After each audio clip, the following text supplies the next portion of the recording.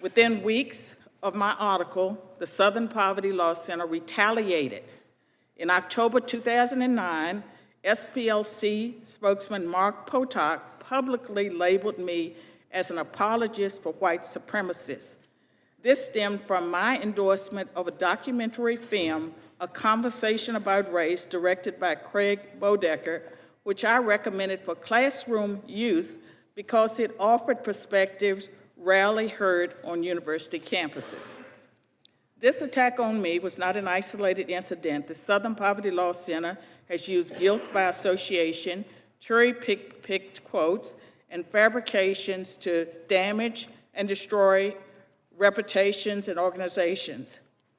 There was long-term professional harm to me.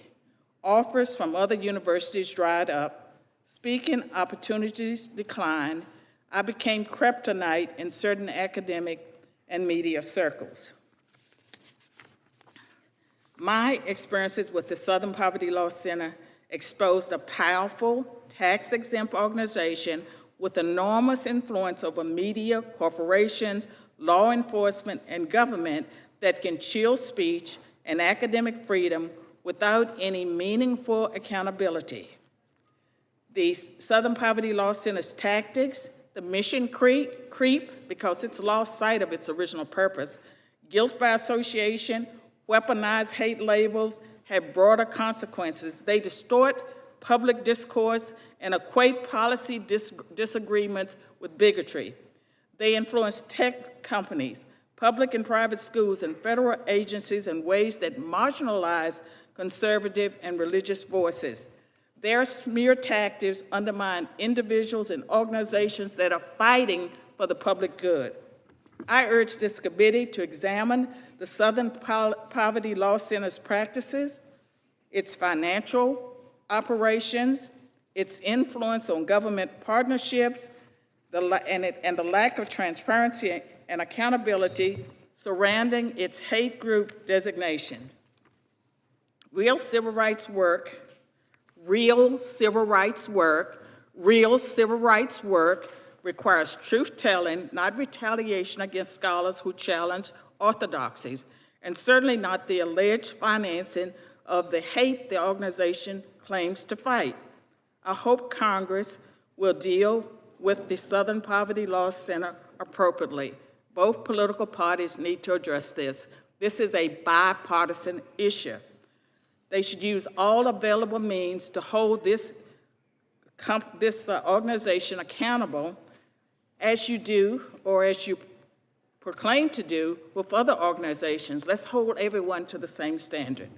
Thank you for your time, and I will be ready to answer questions at the appropriate time. Thank you, Doctor. Mr. Perkins, you are now recognized for 5 minutes. Chairman Jordan, Ranking Member Raskin, members of the committee, thank you for the opportunity to testify. I'm Tony Perkins. I've served as the president of the Family Research Council here in Washington since 2003. Americans once associated Southern Poverty Law Center with fighting the Ku Klux Klan during the Civil Rights era. That reputation gave the SPLC enormous moral credibility. But in November of 2010, SPLC shifted its focus beyond violent groups and began targeting Christian organizations opposing efforts to redefine marriage and human sexuality. Family Research Council was among the most prominent of that first wave. In August of 2012, FRC joined Governor Mike Huckabee in supporting Chick-fil-A Appreciation Day after the company was boycotted because its leadership publicly affirmed traditional marriage. 2 weeks later, on August 15th, LGBT activist Floyd Corkins entered FRC headquarters carrying a 9mm pistol, 50 rounds of ammunition, and 15 Chick-fil-A sandwiches. According to his later confession, his intent was to kill as many as possible and stuff the sandwiches into our mouths. As he entered the building and pulled the gun out of his backpack, our building manager, Leo Johnson, confronted him. Though seriously wounded, Leo stopped the attacker and prevented a mass casualty event. After multiple surgeries and months of rehabilitation, Leo returned to work and remains today affectionately known as Leo the Hero, and he's here with us today. Leo, thank you.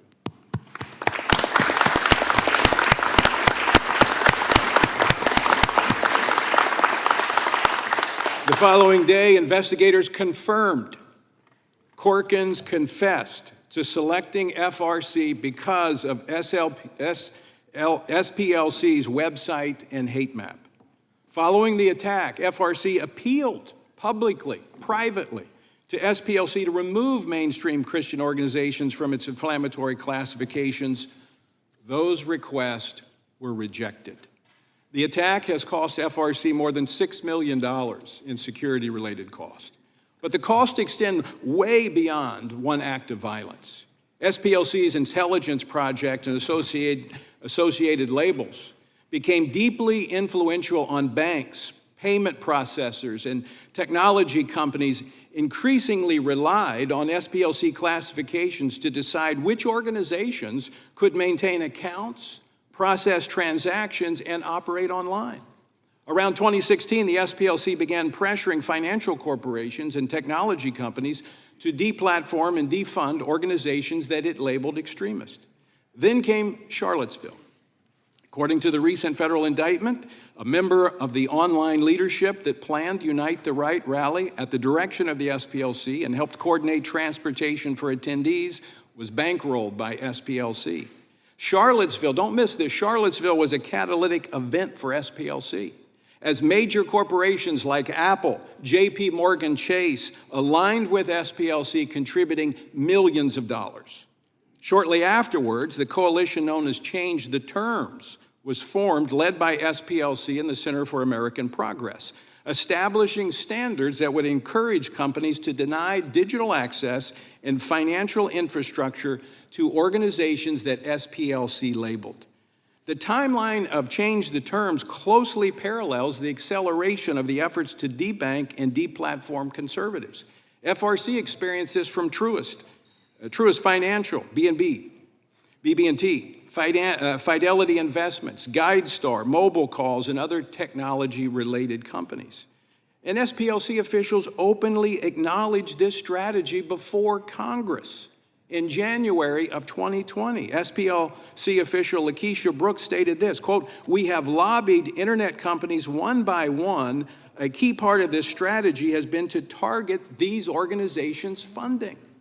Brooks continued to describe the coordinated effort to pressure technology companies and financial institutions to restrict access for organizations SPLC opposed.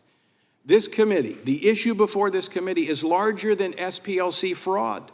SPLC was the hub, but there are many spokes that made up this wheel designed to crush Christians and conservatives. The congressional inquiry should not stop with SPLC. In America, citizens should not lose banking services, digital platforms, public credibility, and a sense of safety because they believe in biblical marriage and sexuality.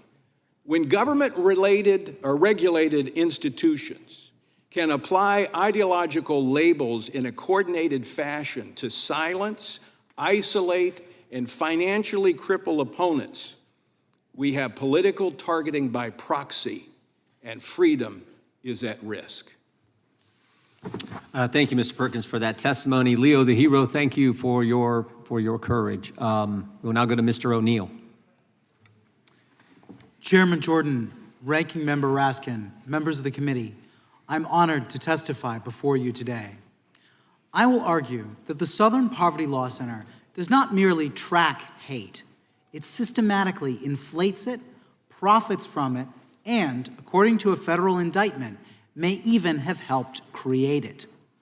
The first thing to know about the SPLC is that it has nothing to do with poverty. The Poverty Palace has an endowment, has assets of $822 million. That's more than 3 times the assets of the National YMCA and almost twice the sum of Planned Parenthood. That's why former employees have suggested mocking mottos for the SPLC, such as making hate pay. How did the SPLC become so wealthy?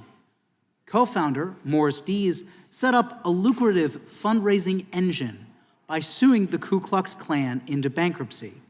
When the SPLC ran out of grand dragons to slay, the center needed to find more hate to justify the fundraising. It has a financial incentive to juice the numbers. The SPLC began to publish a hate map that plots mainstream conservative and Christian groups alongside Klan chapters. The map includes Moms for Liberty, PragerU, Turning Point USA, and even Focus on the Family. The SPLC says the map reveals the infrastructure upholding white supremacy. This hate map kills two birds with one stone. It silences conservative dissent from the left's and the SPLC's agenda, and it exaggerates hate to keep the money flowing. The map also includes groups that barely exist, like a Confederate memorabilia shop and a convent. In 2023, I analyzed the map and found that it exaggerated hate by at least 267%. By including mainstream conservatives, double-counting groups, and mentioning defunct organizations. Given this track record, is it really so far-fetched to think the SPLC might be propping up some of the very white supremacist groups it claims it exists to oppose? A federal grand jury indicted the SPLC on fraud charges because it had funneled $3 million to members of the Klan.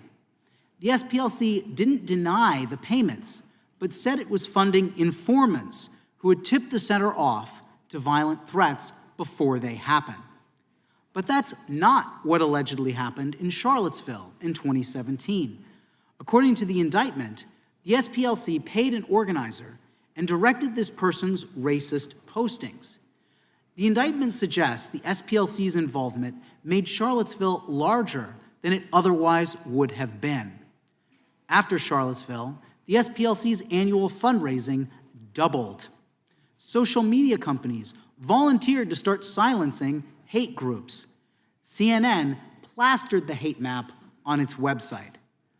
Charlottesville was a payday for the SPLC. And this so-called informant may have been the SPLC's most cunning investment. Of course, if it became known that the SPLC had paid a Charlottesville organizer, that would be a massive scandal. No wonder the SPLC allegedly lied to a bank, setting up shell companies to fund these informants. Why does this matter? SPLC staff have briefed DOJ prosecutors. Big tech companies have used the SPLC to blacklist conservative nonprofits. School districts across the country have adopted the SPLC's curriculum. Hundreds of companies systematically exclude conservatives from their charity programs because of the SPLC.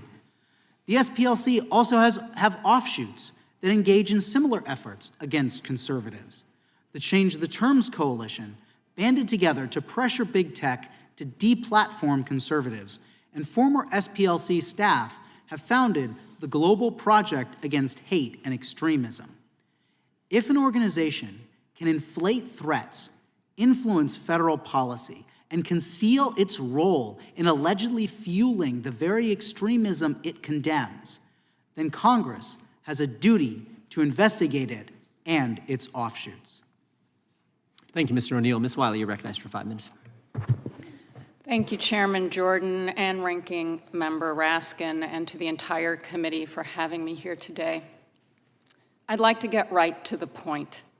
The attack on SPLC is nothing more than part of a larger, broader, coordinated attack on civil rights organizations, not-for-profits, ones that work to ensure voters can vote, that children can learn, and people can live without fear. Multiracial democracy is something Americans value, but as the administration has gutted civil rights enforcement and the Supreme Court has gutted the Voting Rights Act, it is in danger. Civil rights organizations like the Southern Poverty Law Center are fighting to protect all of our rights. It has done so for more than 5 decades. It helped bankrupt the violent white supremacist organizations, including the United Klans of America. It has brought major voting rights cases, including to secure fair representation for Black voters in Alabama. And it educates the public on threats from extremist movements before those threats turn to violence. Sadly, this work is critical. A San Diego mosque and the families of 3 brave fathers are mourning the apparently hate-motivated killings from just Monday. No one should fear violence in a place of worship or anywhere else. SPLC has been targeted by extremists and their supporters for years, not because it is dangerous, but because it is effective. Today, it is SPLC. But in a sense, we are all SPLC. I won't spend much time picking apart the preposterous criminal charges because I have complete confidence in SPLC's ability to do so in court. But all Americans, no matter our party or beliefs, should not sleep on this hearing and what is happening. Because Monday's murders at a mosque appears to be from 2 young people apparently espousing neo-Nazi and white supremacist hate, and they took up arms. We need to discuss hate ideologies and the groups that spread them to understand how we can prevent the kind of violence that happened on Monday. Trying to distort SPLC's use of informants into some claim that engaged in manufacturing hate is not only nonsensical, it's an effort to deny that hate exists. Prosecution should never be tolerated as a weapon to silence disagreement or stop lawful activities that this administration dislikes. In the past year, we've seen countless examples of weaponization against law firms, universities, media companies, advocates of basic rights branded as domestic terrorists, important nonprofits that had their grants cut off, protesters who faced violence. The use of criminal prosecutions is consistent with this pattern. And our concern is that no organization seen as dissenting from any administration's policy, large or small, should ultimately face this kind of abuse of power. We are also concerned that some private financial companies, namely Schwab, Fidelity, and Vanguard, have joined in the administration's efforts to cut off funds that donors have asked be sent to Southern Poverty Law Center. In this case, it doesn't appear that conviction is the goal. Starving the SPLC of resources, tarnishing its reputation, and ultimately bullying it into compliance is more likely the point. Luckily, SPLC and civil rights organizations will not be intimidated. SPLC is continuing to fight against hate and to stand up for people's rights. It just sued the Goyim Defense League for anti-Semitic and racist harassment of Jewish and Black residents in Nashville. It has sued to ensure that voters in Cobb County, Georgia are getting their absentee ballots on time. And it continues to educate us about the growth of hate and extremism in this country, which even federal data has shown has doubled since 2015. It is real. The SPLC is far too busy fighting hate to manufacture it. You don't have to like or agree with all of its strategies. I wouldn't ask that. But the fact that SPLC is being criminally charged for its work only shows how much work it has to do. Thank you. That concludes opening statements. Before going to 5-minute questions, the chair recognizes the ranking member for some comments. Mr. Chairman, thank you very much for this. I just wanted to note the very sad occasion of the passing of a distinguished former member of the House of Representatives, Barney Frank, who succumbed to his illness and died just moments ago. And so I wanted to make sure that all members knew about the passing of this great champion of civil rights and civil liberties. Thank you, Mr. Chairman. I yield back to you. Mr. Chairman, if I could just add, sure. I mean, Rep. Frank was obviously a huge advocate for civil rights, particularly LGBTQ rights, and a big advocate for finance reform across our economic structures. So his voice will certainly be missed. Thank you.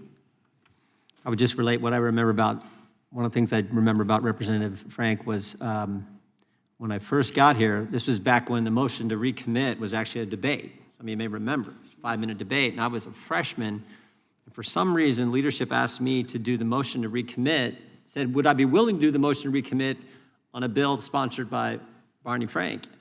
And I said, no, are you crazy? I don't know. It was a financial service bill. I said, I don't know the subject. Plus, I've seen the guy debate. I'd rather not do that, particularly as a freshman. So he was very good at holding his own in any type of discussion or debate. And I think we all have those memories of the late representative. Mr. Chairman. Mr. Nadler is recognized. Barney was a great champion of all kinds of civil rights and civil liberties. I particularly remember the day in 2008 when he became the first member to offer a motion to legalize transgender, to recognize transgender people. Chair now recognizes Chairman. the gentleman from California. At the risk of piling on, we all have, that served with Barney, have some fond memories. I'll just close out mine by saying, from the time I was a freshman, he was very good at coming up to me and saying, Darrell, now you're probably not going to be for this, but you should be. Or some similar ones. And on occasions, it was true. And that was the thing about an incredibly smart, if you will, happy warrior at times. He wasn't always happy, but when he was, and on this committee where I served with him, he was happiest when there was real debate, when he could use his wit to either change minds or at least embarrass those who had come half prepared. So yes, he will be missed, and I thank the gentleman. We now move to 5-minute question. The gentleman from Arizona is recognized for 5 minutes. Thank you, Mr. Chairman.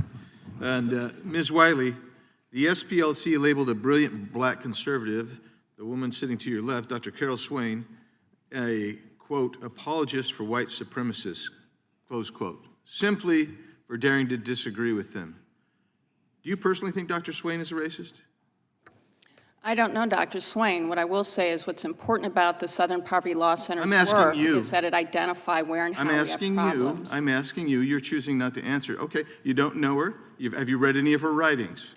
I have not. Okay, so Dr. Swain, what was the impact of SPLC's radical, unnecessary attack on you? What was the result of that? It actually set in motion a series of events that led to my retiring in 2017. Now, there are more things that happened, but once the Southern Poverty Law Center labels a black conservative as an apologist for white supremacists, then people don't know how to process that. But I can tell you that James Taranto of the Wall Street Journal wrote a 2,000-word article in defense of Carol Swain. That's the title of the article, In Defense of Carol Swain.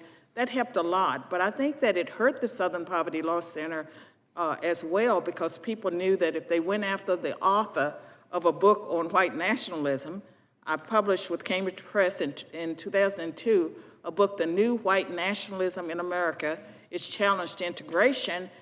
They went after me, and so I was... You were a tenured professor, Yes. Vanderbilt and Princeton, Yes. and it impacted your career. It definitely impacted my career. Thank you for that information. So let's just cut to the chase here. SPLC is closing on an $800 million nest egg. I happen to have their 990 employees and how much they get paid. The president CEO from this filing from 2024, $466,000 is the base salary.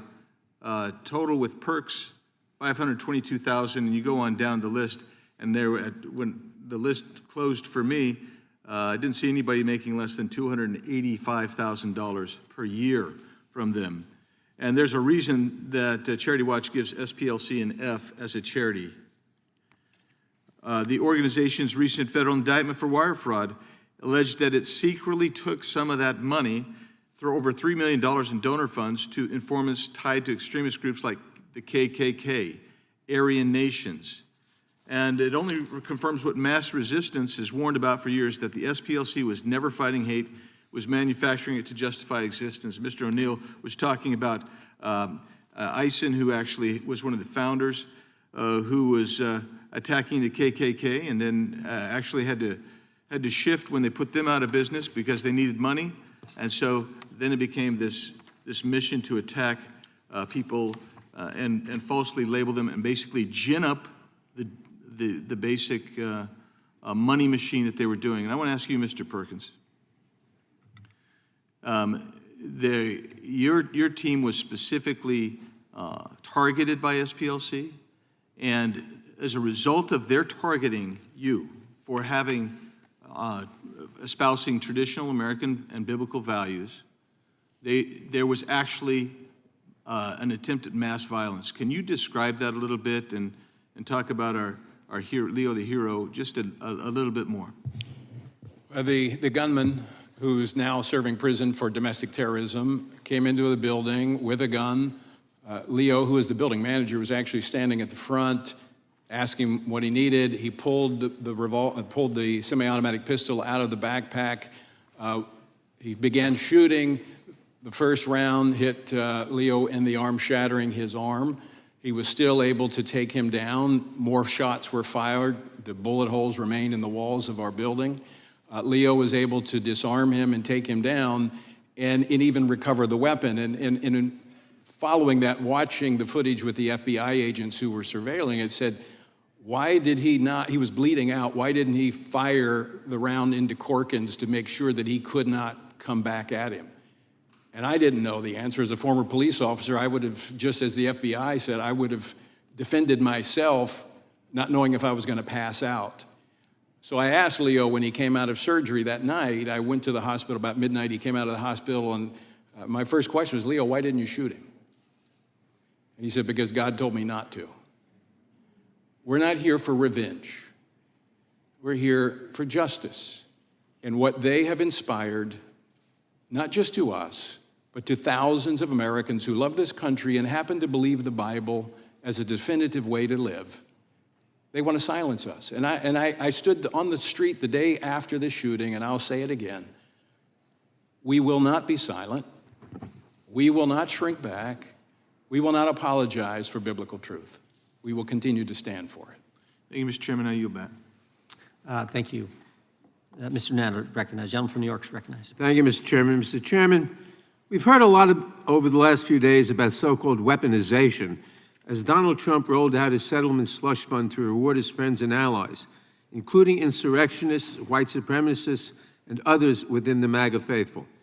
But this hearing is among the worst kinds of weaponization, using the power of the Judiciary Committee to further Donald Trump's personal vendetta against those who seek to hold him and his allies accountable.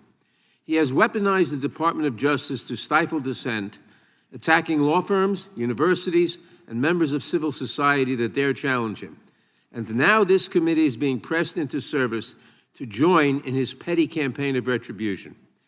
That is because that is beneath the dignity of this committee, on which I have been proud to serve my entire career in Congress. But since we have been called here, I want to talk about the important work that the Southern Poverty Law Center does to take on one of the most malign forces in our society, and that is anti-Semitism. Unfortunately, anti-Semitism in America is not a relic of the past. It is a present and growing threat. The FBI has consistently documented Jewish Americans as the most targeted religious group for hate crimes year after year. We have seen it erupt into mass violence, from the massacre at the Tree of Life Synagogue in Pittsburgh to the attack on Poway, California. We have seen it spread through online spaces, and we have seen it increasingly seep into mainstream right-wing politics, in conspiracy theories about Jewish financiers, in Holocaust analogies deployed as political weapons, and in figures with well-documented ties to white supremacists ascending to positions of influence.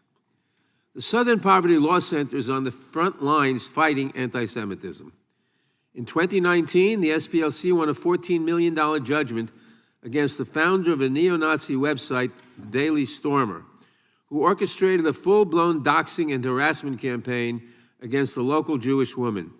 She ended up getting more than 700 gruesome threats online, like being told that she should have died in a concentration camp and that she was, quote, easy to find.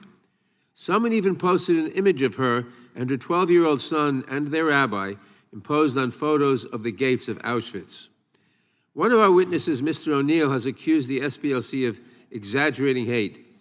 I wonder if he thinks that the hate against this woman was exaggerated or manufactured. Last year, the Southern Poverty Law Center filed suit against the white supremacist extremist group Goyim Defense League, an openly anti-Semitic group that calls for the return of the Nazi Party. SPLC sued because in 2024, the GDL launched a coordinated campaign against Black and Jewish communities during a July 2024 hate tour, in quotes, in Nashville. These neo-Nazis were marching across the city, assaulting people they believed to be Jewish, harassing groups of young Black children, and waving swastika flags. Another one of our witnesses, Mr. Perkins, has called the SPLC, quote, a partisan smear machine. I certainly hope he does not believe that it is a partisan smear to call out neo-Nazis and to make them pay for assaulting Jews and harassing Black children. Fighting against neo-Nazis, neo-fascists, and white supremacists is not a partisan issue. It should be very simple to reject these tenets. So why is it so hard for Republicans to call out the anti-Semitism we see within the current administration? President Trump has not only hosted, but also refused to condemn Nick Fuentes, a Holocaust denier and white nationalist. Meanwhile, Republicans have remained silent as the administration attempted to implement political litmus tests in order for synagogues to be deemed eligible to receive security grants, hired known anti-Semites like Kingsley Wilson, Ed Martin, and Sebastian Gorka, and gutted the agencies charged with preventing domestic terrorism. Lip service about fighting anti-Semitism rings hollow when you staff your government with people who embrace it, no matter how many task forces or advisory committees you form. And now they are coming after an organization on the front lines of fighting anti-Semitism and racism in all its pernicious forms. Ms. Wiley, in the time we have left, I want to turn to you. What harm does it do to the Jewish community or any targeted community when Republicans spread false information against one of the few organizations actively fighting hate crimes and tracking extremist groups? Representative Nadler, you actually shared one of the examples I would share, which is the Goyim Defense League lawsuit. This is incredibly important for the Jewish community because anti-Semitism and the Great Replacement theory that we're seeing in so many of these ideologies that SPLC is identifying actually comes for all of us. It comes for people who are Black, comes from people who are transgender, comes from people who are Jewish. And one of the things, and the Leadership Conference on Civil and Human Rights was co-founded with Jewish organizations and leaders. It is part of our roots and history as a civil rights coalition. And we have several of our Jewish groups have signed a letter that has been released today and sent supporting the Southern Poverty Law Center because it even modeled some of the ways that more elevation of anti-Semitism could happen. One last thing I'll point out, because the FBI was well aware of this despite the claim in the indictment. The Southern Poverty Law Center gave a 45-page event threat memo to the FBI before the Unite the Right rally because of the program we're talking about today, and identifying that there would be people there who were armed. And as we saw in what turned out in that rally, it was critically important. Thank you, and I yield back. Gentleman yields back. Mr. O'Neill, they had an extremist file webpage, didn't they? Yes. And they would, on this webpage, they would pick out some crazy hate guy, and they would, some bad guy, and he was like the extremist of the month. They'd highlight him, and they would say, send us money to stop so-and-so. Is that right? Exactly. And F42 was one of the field sources, number 42, chair of some crazy hate group. The Southern Poverty Law Center highlighted him on their webpage. He's bad, he's evil, send us money. Is that right? Yes. Did they tell their prospective donors they were paying this guy? No. They didn't tell him. Did they tell him they were paying him $140,000? No, not to my knowledge. So they said, let's stop the racists, even though we're paying him to be racist. That was their pitch. But they didn't tell him that, did they? No, they did not. Is that appropriate, Ms. Wiley? I'm sorry, which part? Sorry. All of that. Is that appropriate to say, tell your donors, this is the extremist of the month, this hateful racist guy is really bad, send us money, but not tell those donors who you're taking their money from that we're paying this guy $140,000. Is that appropriate? Well, we have public reporting that over a dozen donors actually said I mean, a that they simple spent the question. money Field as source, intended. Field Source 42 got 140 grand from the Southern Poverty Law Center, was featured on their webpage as Extremist of the Year or Month or whatever they call these bad guys, and they were paying him and they were gating money. Is that appropriate? Simple question. And donors have supported it, and they keep trying to send So it more is money appropriate. to the Southern Poverty Law No. Center. Is that technique appropriate? That's what I'm asking. That is not unlawful to say that people have done I didn't X, ask if it Y, was or lawful or Z. unlawful. As you said earlier in your testimony, the court's going to determine that when they go to when they go to trial. What I'm asking you, is it appropriate? As I said, the donors have spoken. And in fact, they're trying to send more money now, and their financial institutions refusing to send the money. Is the Alliance Defending Freedom, is that a hate group? I don't know. I don't do designations. Well, they've argued 16 cases before the Supreme Court, won 16 cases before the Supreme Court. They stand for traditional values. Southern Poverty Law Center labeled them a hate group. Are they a hate group? I don't know them, and I don't work on the Well, designations. here's one thing. I'm here to talk about let me the ask you impact this. on Is civil Jane's rights. Revenge, is that a hate group? Because the ADF, they didn't firebomb anybody, but Jane's Revenge did. ADF is labeled a hate group. Jane's Revenge isn't. I want to know how you would label. I'm not here as a person who designates groups. I'm here to talk about the impact on civil rights. Okay. Mr. O'Neill, you think any of these field sources were double dipping? I mean, during the Biden, Ray, Garland administration, the Justice Department paid a bunch of confidential human sources, a bunch of them. We know a bunch of them were at the Capitol on January 6th. 4 went in the Capitol. And I'm just wondering if the same entity, the Justice Department under President Biden, paying these confidential human sources, who was working with the Southern Poverty Law Center, having quarterly meetings with them, consulting with them, giving them FBI data before anyone else could see it, having them train their prosecutors. I'm just wondering, do you think it was out of the realm of possibility that the Justice Department was paying the same sources the SPLC was paying? I don't think it's out of the realm of possibility. I have no information or knowledge that they were double dipping. I would say that Stephen J. Ross, who is author of The Secret War Against Hate, which is about the history of informants that Jewish groups had placed in some of these violent groups back, decades and decades before the SPLC ever existed. He said that neither the ADL nor the American Jewish Committee nor the Anti-Nazi League did anything like highlighting informants online as in extremist profiles while also funding them. Yeah.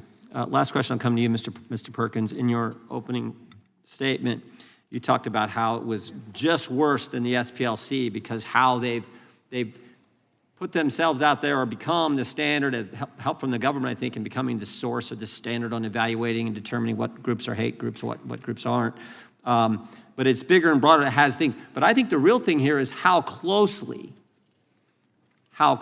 they worked with the government to carry out what they were trying to do. And the reason the Biden administration embraced them, I think, so fully was politics, simple politics. You agree? Well, there are members of this committee that were endorsed by SPLC. They had a C4 was involved in elections, so they were not just an umpire; they were a player on the field as well. So how can they be objective in determining who is a purveyor of hate and who is not? I mean, they had a stake in this. But to your point about their engagement with government, it goes much further than the federal government and the FBI and the Department of Justice and the Department of Defense, which their material was in briefing to the members of the military.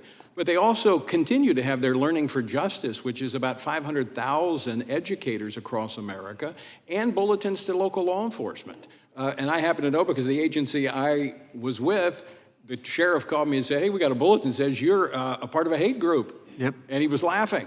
Yep. But that is the reach that they've had. This is the hub. They're the hub, but they're spokes that go out and. No, I think that's an appropriate metaphor. My time has expired. With that, I recognize the gentleman from Georgia. Thank you, Mr. Chairman. Mr. O'Neill, have you ever heard the name Michael Donald? I have, yes. I'm very familiar with the case. How about you, Mr. Perkins? You don't know? You've never heard of him? How about you, Dr. Swain? You've never heard of Michael Donald before? You can cut your mic on. I'm not sure, but maybe if you give a little Well, more he was information. the 19-year-old African-American black boy down in Mobile, Alabama. He's the son of Beulah May and David Donald, the youngest of 6 children. He was in community college at the time while working part-time for a local newspaper. And on March 21st of 1981, he was lynched. You've never heard of that before?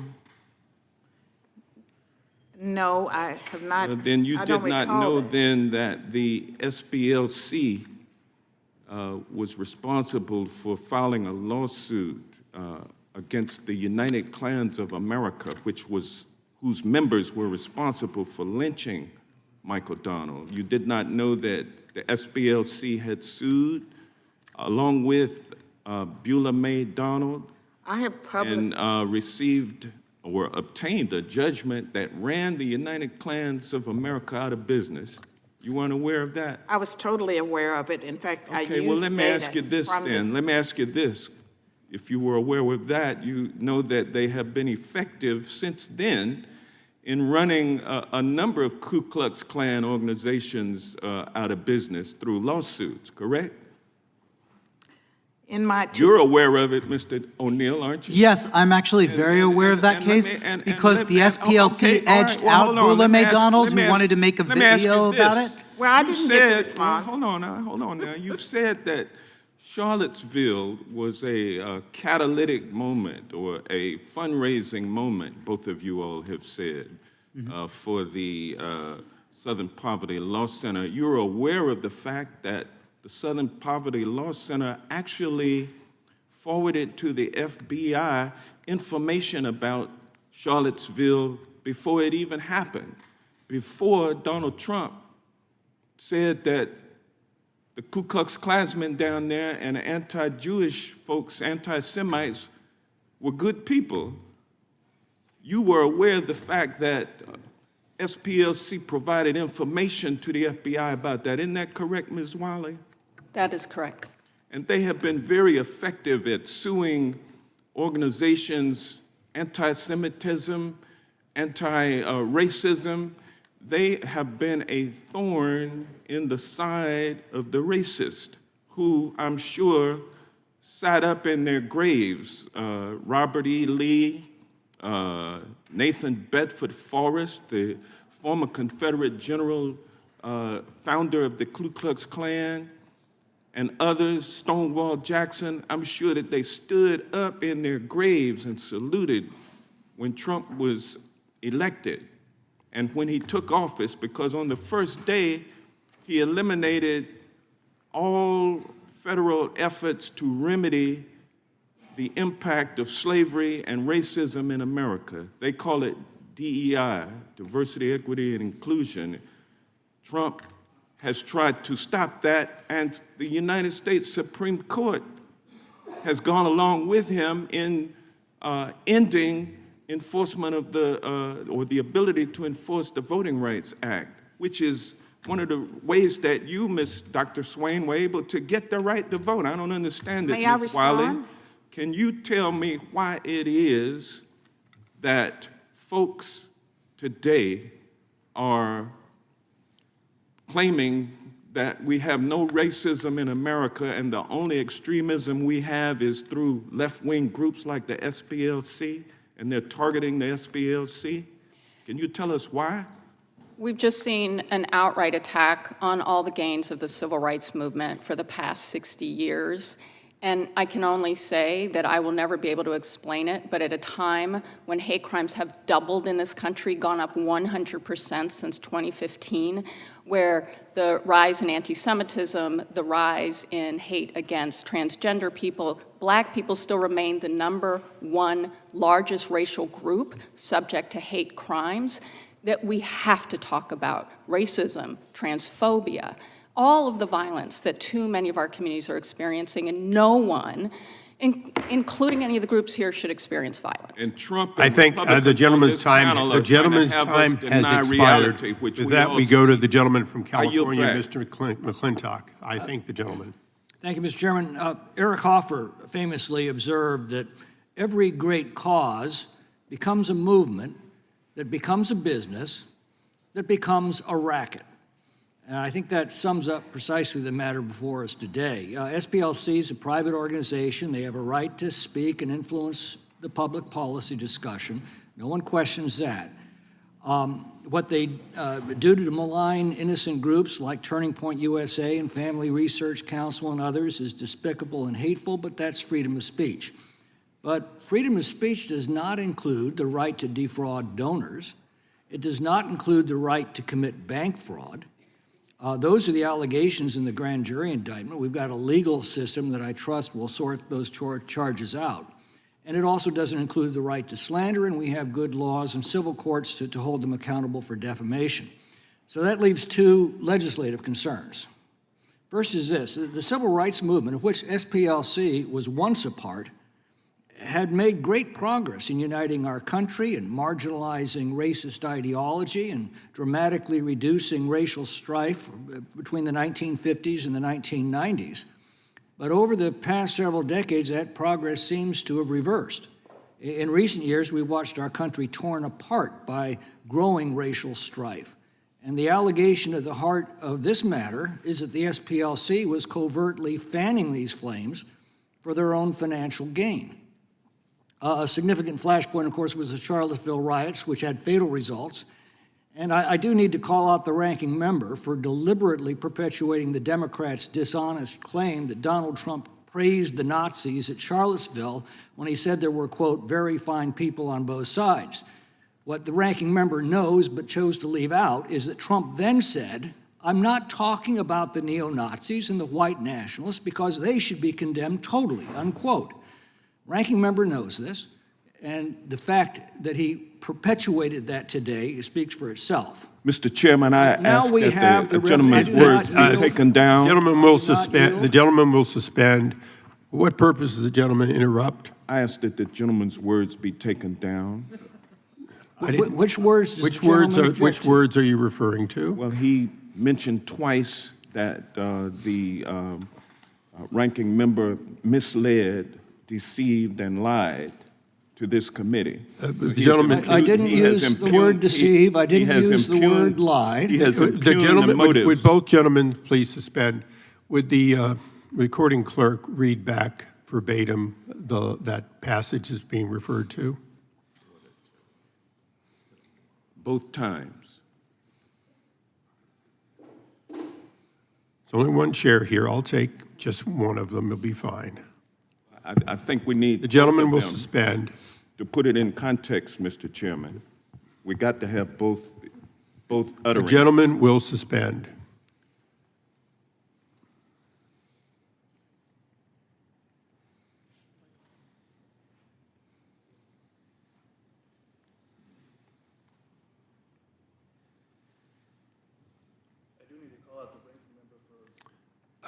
We can't hear you. Sorry. Okay, just as loud as you could, please.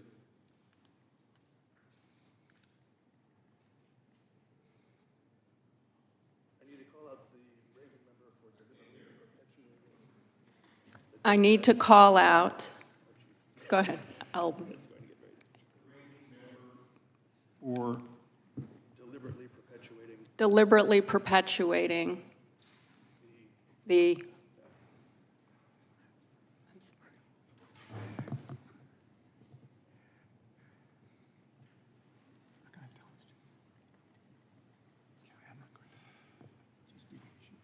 deliberately perpetuating. the Democrats' dishonest claim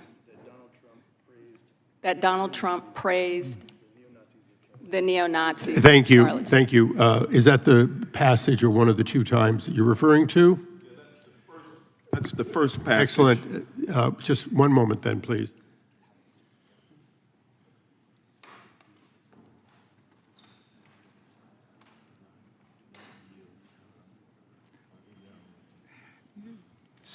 The chairman's prepared to rule. Although we would prefer that all people speak only to the facts and not to the previous statements of either side, it does not violate the rules of decorum to have an opinion as to the veracity of the other person's statement. With that, I thank the gentleman, but Mr. I will Chairman, not take down the lines. Mr. Chairman, the second statement is the one that I asked then that the words be taken down. And so it's only proper that we hear the second. Okay, if the gentleman will suspend, I'll be patient. Could you please read the second one and tell me, is there a difference?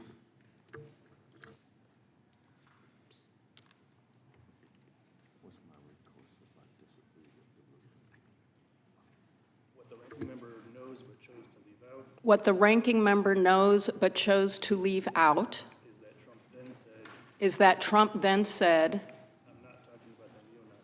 I'm not talking about the neo-Nazis or white nationalists because they should be condemned totally.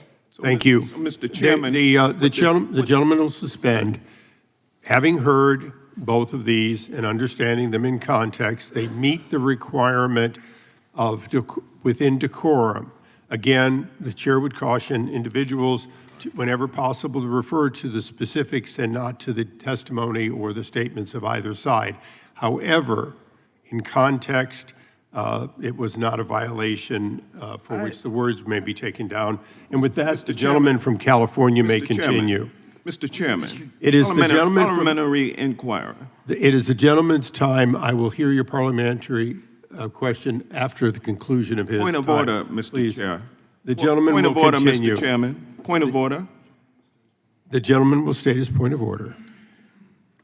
Is it within the rules? That is not how you state a point of order. State your point of order. My point of order is it's incorrect for the chair of the committee to not hear argument on a motion. Gentlemen, if you're considering it a point of order, in answer to the point of order, in answer to point of order, a motion to have words taken down, the words speak for themselves. The gentleman had them heard. I'm aware of what they were, and I've made my ruling. The gentleman, I thank him for his point of order. We now go to the gentleman from California, and I would ask that it be reset back to 2 minutes, and we'll conclude with 3 minutes, or 3 minutes remaining. Please. Thank you, Mr. Chairman. I'm reminded of that old movie line, the gentleman can't handle the truth. Now we have the revelation that the SPLC paid the chief organizer of this Unite the Right riot $270,000 while he was recruiting agitators and posting inflammatory rhetoric. And to learn that this was part of more than $3 million in such payments to such extremist groups begs the question of whether the SPLC was financing the very extremist groups it was assuring donors was fighting with their contributions. The terrible attack on the mosque in San Diego on Monday was inspired by neo-Nazi propaganda. Was this surreptitiously financed by the SPLC or similar NGOs or perhaps even foreign governments? That's a legitimate concern and one that we need to fully explore. The second legislative concern is that during the Biden administration, the Attorney General and the FBI Director told this committee that white supremacist groups were the greatest single threat that our country faced. The SPLC was one of the primary sources of this testimony. Was this an attempt to mislead Congress? And were the officials responsible for this testimony victims of misinformation by the SPLC, or were they active participants in this deception? I think we need to get to the bottom of that as well. Now, Dr. Swain, you detailed the smear campaign against you that obviously caused you reputational damage and financial loss. And Mr. Perkins, your organization suffered both financial loss and actual violence. Why haven't you sued the SPLC? Partly because information was not available, as is now coming forth. We did talk to some attorneys initially about the violence that was perpetrated, but because of really there were other suits that were brought against the SPLC, but their image was so strong until now that it was very difficult. We had suits that were brought in court that did not succeed. I think it's a different day now, and I think you may see some civil actions. I would certainly hope so. Mr. O'Neill, is it possible the SPLC is not the only source of funds going to these extremist groups? Is it possible they're financed by other NGOs or even foreign governments? What reforms would you recommend? It is possible, but I have no knowledge of that. What I know are the allegations claimed in the indictment.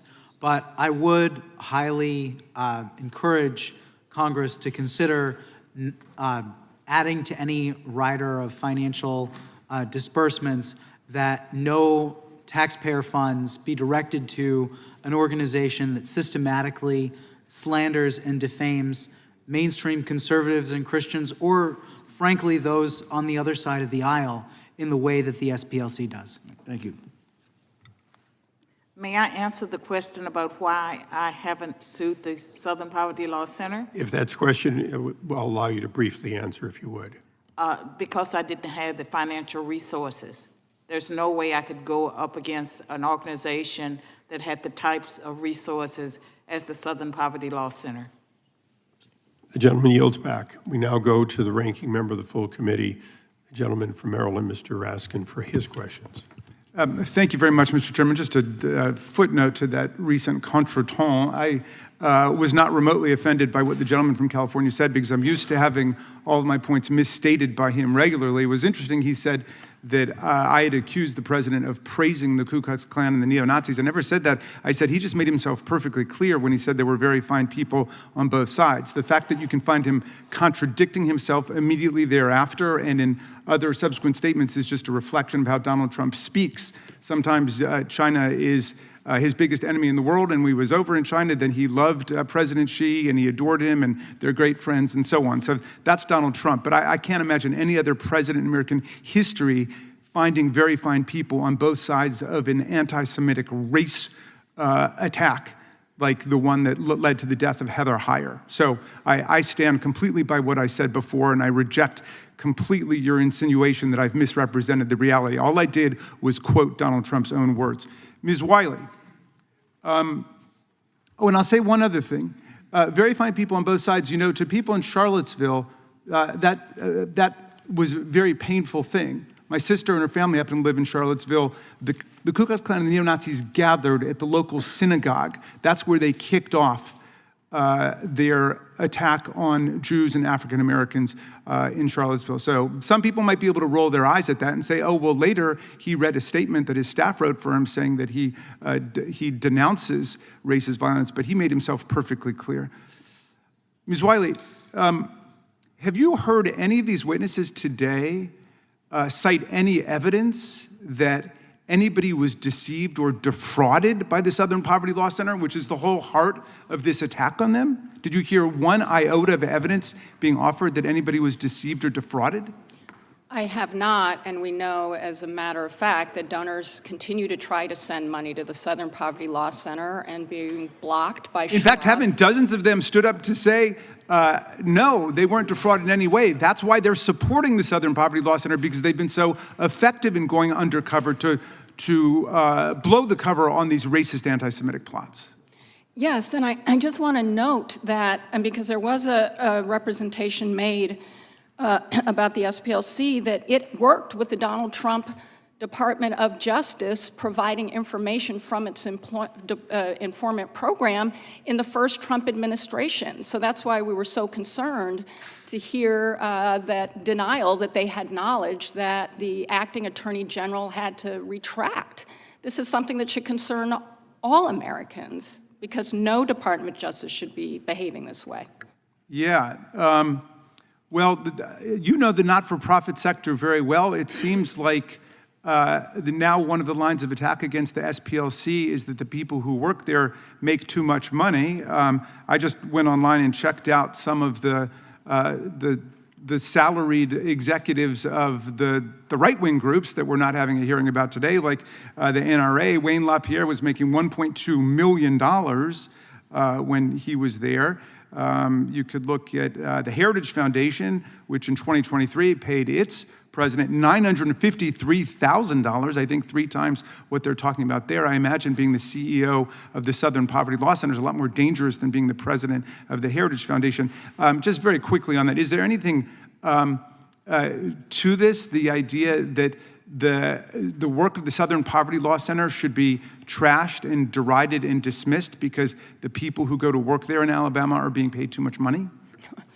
Well, certainly not. And I think the point is the way in which the Southern Poverty Law Center is providing free legal services, for example, to a black community that it has developers coming for land and they won't benefit from the land, for food assistance programs, to make sure that a mother who has a disabled child, 5 years old, is getting the disability services the law requires. That is what is happening with donations as well, and we are not talking enough about the work that civil rights organizations do, including SPLC. That well, let's talk about that, because to listen to some of your co-panelists there, you'd think that there is no extremist hate violence taking place.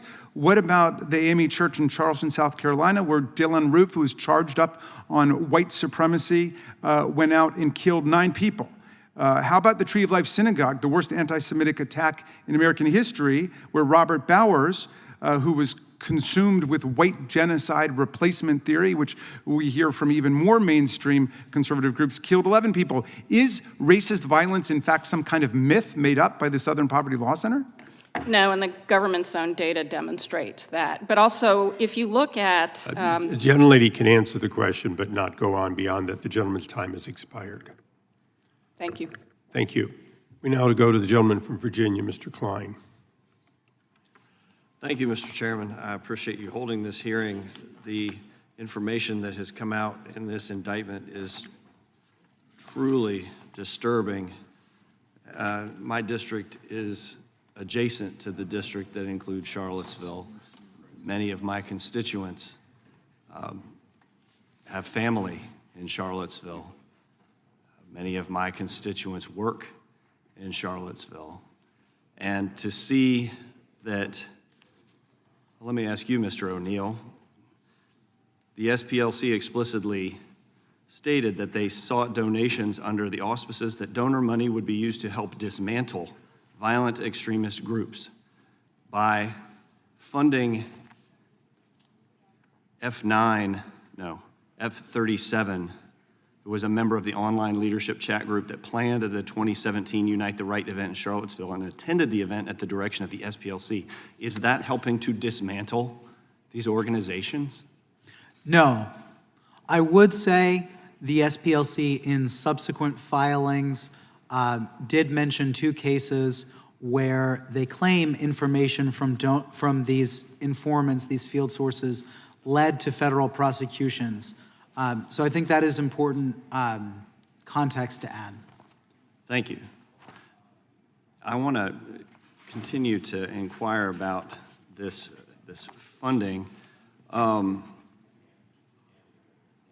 Given the SPLC's track record of partisanship and its direct link to real-world violence, why did the FBI and DOJ during the Biden and Harris administration maintain a close relationship with the SPLC? Yeah, my understanding is that the SPLC's bias and targeting of mainstream conservative and Christian groups aligned very strongly with the Biden DOJ and the Biden White House's preferences. And that's why in my second book, The Woktopus, I go through all of the ways in which the Biden administration solicited information on the domestic terror threat from the Southern Poverty Law Center, how we have this alignment with demonizing concerned moms and dads, that happened consistently. And of course, when the SPLC released the hate map that included chapters of Moms for Liberty for the very first time, putting moms and dads who are concerned about their kids' education on a map with the Klan, they first gave an embargoed copy to their allies at the Civil Rights Division in the DOJ. So the SPLC got special treatment, direct access to high-ranking officials in the Civil Rights Division, early access to FBI hate crime data, and invitations to exclusive events with DOJ leadership during the Biden and Harris administration. Correct. In fact, they had one of their staffers by the name of R.G. Cravens who spoke before DOJ prosecutors. This is the same man who, when the Southern Poverty Law Center put Focus on the Family on the hate map last year, he defended putting Focus on the Family on the hate map by saying that it is both false and dangerous for conservative Christians to hold to biblical morality against the claims of the LGBTQ movement. And in October of this year, FBI Director Patel terminated the FBI's relationship with the SPLC. What was the nature of the relationship prior to the termination? You discussed that. Isn't it true that the FBI relied on the SPLC's hate group designation when determining which extremist groups to monitor? Yes, specifically in the notorious memo from the FBI's Richmond office, which was coordinated with other FBI offices. They cited the SPLC's list of radical traditional Catholic hate groups. Interestingly, that's where my anecdote about a convent comes from, and one of those organizations on that list no longer existed and didn't exist at the time. Can you talk a little bit more about that FBI memo related to the Catholics in Richmond? Yes, so this memo was released by whistleblowers. It was not meant to be publicly disseminated, and only after a whistleblower released the memo did the FBI, the national office, publicly come out and say that it didn't meet the FBI's standards. I'd say that's an understatement. It just took the SPLC's list of radical traditional Catholic hate groups verbatim and put it into the FBI's language in the memo. For background, this is a list of radical traditional Catholic groups that is extremely outdated, according to my sources, and that was developed by Heidi Beirich, who now is leading the Global Project Against Hate and Extremism. She's no longer even at the SPLC. It's truly shocking. Thank you for being here. I yield back. Gentleman yields back. The chair now recognizes the gentlelady from California. Thank you, Mr. Chairman. I know there's a talk of the Department of Justice's vindictive prosecutions of SPLC. I just want to remind us all of something else that the Trump DOJ just did. On April 14th this year, exactly a week before it targeted SPLC, DOJ asked a federal court to vacate the convictions of dozens of leaders of the Proud Boys and Oath Keepers. Now, who are the Proud Boys and Oath Keepers? Both are far-right organizations that spout Islamophobic, misogynistic, and white nationalist ideologies, and both happen to be on SPLC's watch list. Both groups and others like them took up arms for Donald Trump and attacked the Capitol on January 6th. I'd like to ask unanimous consent to put into the record two articles about the January 6th rioters and their later crimes. People forget what happened in the weeks before January 6th. In December of 2020, at yet another pro-Trump rally, they rioted in the streets of D.C., vandalized historically black churches, white nationalists supporting Donald Trump, vandalizing African-American places of worship right here in the Capitol. For their crimes leading up to and on January 6th, these individuals, including Enrique Tarrio, Stuart Rhodes, and many others, were convicted of seditious conspiracy and other felonies and sentenced to more than 100 years in prison collectively. Now, Donald Trump unleashed over 1,500 criminals on our streets, some of who have gone on to commit kidnapping, sexual assault, burglary, death threats against elected officials, and now the department is trying to erase their guilt permanently and ensure they cannot be recharged. SPLC has been tracking these groups for years, long before January 6th, and designated them and others like them as hate groups. SPLC has continued to call out these groups for the danger they pose to our communities and our democracy. The label has upset these groups so much that Gavin McInnes, the founder of Proud Boys, who describes himself as a Western chauvinist and said Muslims are stupid, sued the SPLC in 2019 for defamation for designating them as a hate group, and that lawsuit failed. Ms. Wiley, you've described the Proud Boys and Oath Keepers as the foot soldiers of January 6th. In your opinion, is documenting and naming these groups part of the reason why SPLC is now being punished by the Trump administration? Sadly, because of the pattern of behavior and weaponization that we have seen, it's hard not to conclude that, and particularly because of exactly the point you just raised, Representative Lofgren, that we're seeing pardoning of violence and violent insurrection from January 6th. Now, what does it say about this administration that is prosecuting the group that helped end the Klan, but apparently intending to give taxpayer money to violent white nationalists who vandalized black churches in the Capitol alike through this so-called settlement fund on a lawsuit that was bogus and barred by the statute of limitations? That's what this administration is. Donald Trump rewarding his foot soldiers for assaulting and beating up law enforcement in his name to the tunes of billions of dollars, and punishing their common enemy, the organization that monitors and calls out their crime. I'd like to note that this isn't about just coddling the criminals who tried to overthrow the government and who attacked police officers viciously, and I would add, were convicted in courts of law by juries of their peers, as the Constitution provides, but also an effort, perhaps, to make sure that when a call goes out to violent extremists to overturn the government, to attack violently the government again, that those extremists will know a couple of things. One, that the president will pardon them for their crimes. And two, that the president will reward them monetarily with taxpayer dollars for their violence and for their treason. With that, Mr. Chairman, I yield back. Gentlelady yields back. Before recognizing the gentleman from North Carolina, I do have to step out for a minute. I want to just tell our witnesses that we'll be back shortly, and I do think we have votes at 12 or 12:30, so there may be a little break. And I should have mentioned at the outset, if any of you need a break at any time, you know, you've been there almost 2 hours. I've stepped out a few times. So if you need a break, just please let us know. Real quick, you see? Yes, Mr. Chairman, I have a series of letters from Moms for Liberty. Quickly, yes. Tina Deskovich, Julie Mock, and then a whole series of additional letters from Moms for Liberty. Then I also have... Without objection. Thank Wonderful. you. Southern Poverty Law Center, education materials surprisingly common in red states. Without objection. Arizona School Resource directed teachers to condemn Moms for Liberty, Turning Point USA in their class. Without objection. SPLC curriculum in K-12, Learning for Justice. Without objection. SPLC curriculum in Arizona document. Okay.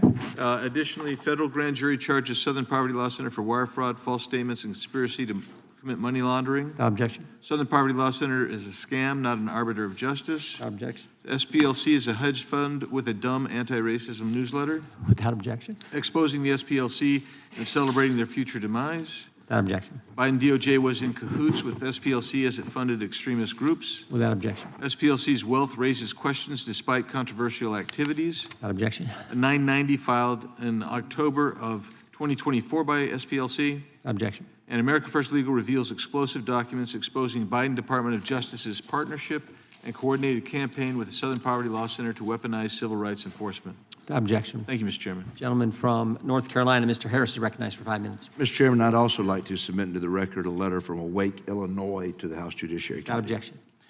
Thank you, Mr. Chairman. I'm so grateful for all of you witnesses for being here today, and I want to take just a few moments to talk about the shooting that took place at Family Research Council's headquarters in 2012.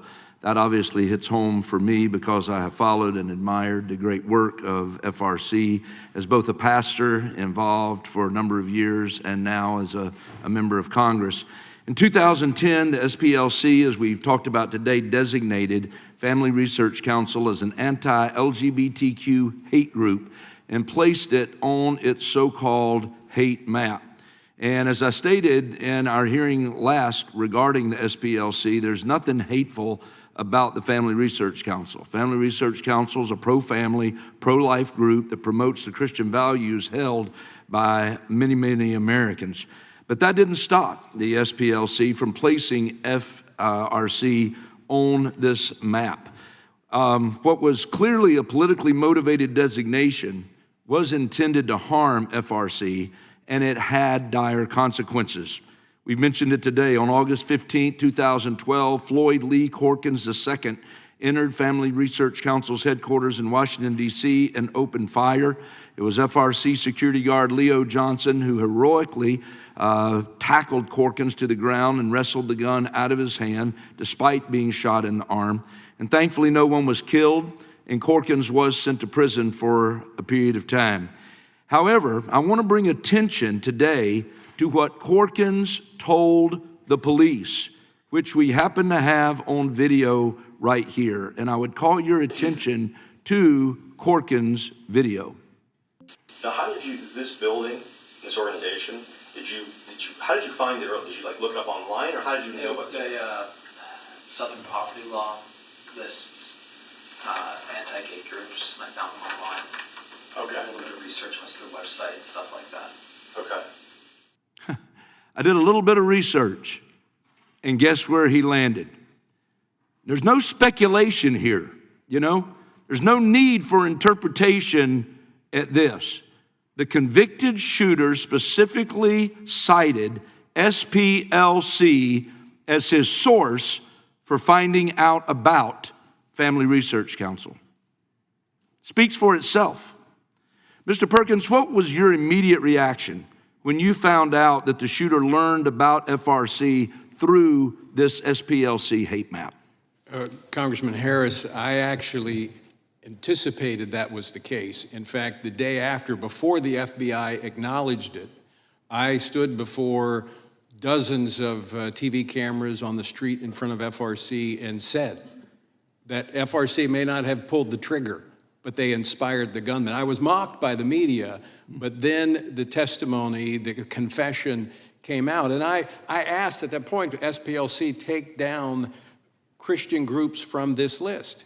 They didn't, and the consequences have been in 2017, one of your colleagues, one of my former colleagues, Steve Scalise, was shot. He was targeted by the SPLC. And then, of course, last year, Charlie Kirk, who also was targeted by SPLC, was assassinated. So there is culpability in knowing that this list, this ideological labeling leads to violence. No doubt. And as of yesterday, when I looked up FRC on SPLC's hate map, your organization is still listed despite this attack in 2012. So what impact has this continued designation has it had on the organization and your staff? Well, fortunately, we were large enough that we could sustain SPLC and their blood money that they've been raising to target conservative groups. It has hurt us. We spent $6 million just to enhance our security. It's funny, they're crying now that they're getting their own medicine, that Fidelity is not giving money to them. How about the thousands of conservative groups that were denied donor-driven funds because SPLC's labeling? Is there fairness in that? I think not. And I will say, this may seem like a silly question, but following the 2012 attack on your headquarters, did SPLC ever reach out to apologize? No. Well, I think it's disgraceful that FRC has put such a hate map to begin with in place. SPLC does not need to agree with everything that FRC says, does, or stands for. However, their actions of placing this organization on a hate map is clearly an attempt to cripple and socially ostracize a conservative organization, and it cannot be allowed again and again. With that, Mr. Chairman, I yield back. The gentleman yields back. We now go to the gentlelady from Pennsylvania. I see next. Okay. and the gentlelady from Washington. I'm looking and seeing you came back. So we're thrilled to have you with us. The gentlelady is recognized for 5 minutes. Thank you so much, Mr. Chairman. It is really a rich irony that Republicans want to argue that Donald Trump or this DOJ care about stopping hate, and that's why they're going after the Southern Poverty Law Center. Donald Trump just set up an illegal $1.8 billion slush fund of U.S. taxpayer dollars to pardon convicted insurrectionists who are tied to white supremacists from the Proud Boys, the Oath Keepers, Nazi supremacists, oh yes, and prohibit any action against his own violations or his family's violations of tax law. You want to argue that Trump's DOJ is trying to stop hate? Give me a break. Trump ran his campaigns and these administrations on stoking fear and racism against communities of color and promoting hate, enacted Muslim bans, kidnapped and disappeared immigrants of all immigration statuses, including U.S. citizens, forced universities to roll back their diversity, equity, inclusion efforts, stripped voting rights from black and brown voters, disenfranchising women and rural voters with the SAVE Act that he wants to pass. It's all a shameless plan to return America to single-party control by a Republican Party who, unable to win on any sort of policy merits, turns to an old racist playbook that restricts the power of black, brown, and working-class voters and goes after any political foes just to hold on to power. That's what's happening. For decades, the Southern Poverty Law Center has sued and won jury verdicts against hate groups who conspire and facilitate violence against black and brown people. The center secured a verdict against the planners of the 2017 Charlottesville rally, the same rally that drew participants whom Donald Trump called very fine people on both sides, and yes, I know what he said after that to try and defend it, but the entire rally was organized by white nationalists. And even after images and videos revealed that these participants put up their arms in Nazi salutes and violently injured counter-protesters and cheered on the former Grand Wizard of the Ku Klux Klan, he stuck by that. SPLC has been winning. That's why Donald Trump wants to target them. That's the problem. Stephen Miller, angry that SPLC called him out back in 2016 for promoting white nationalism and right-wing extremist ideas, has decided to take revenge with an outrageous indictment that is replete with mistakes of fact and law. It is a complete fabrication that any crime has been committed at all. In the words of one former prosecutor, DOJ falls, quote, egregiously short on alleging a crime. So, Ms. Wiley, the indictment and this entire hearing is premised on the theory that SPLC somehow manufactured hate by paying confidential informants. So I want to set the record straight about these informants. Based on what we know from public reporting, did one of the center's informants produce information that successfully prevented a white supremacist group's planned terrorist attacks against a synagogue and gay bar in Las Vegas?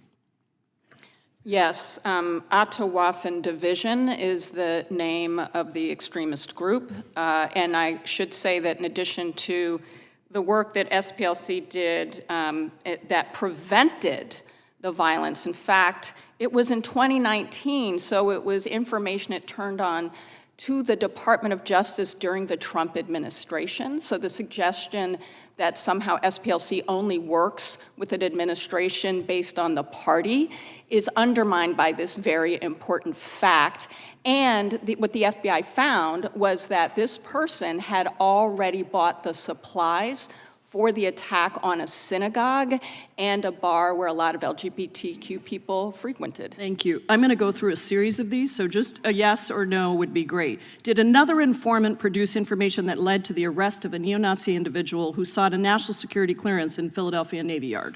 Yes. Did an informant produce information that the center used to tip off the FBI about the 2017 Charlottesville rally? Yes. So the center was using informants to root out hate and help the FBI prosecute that hate, not manufacture hate. Is that correct? Yes.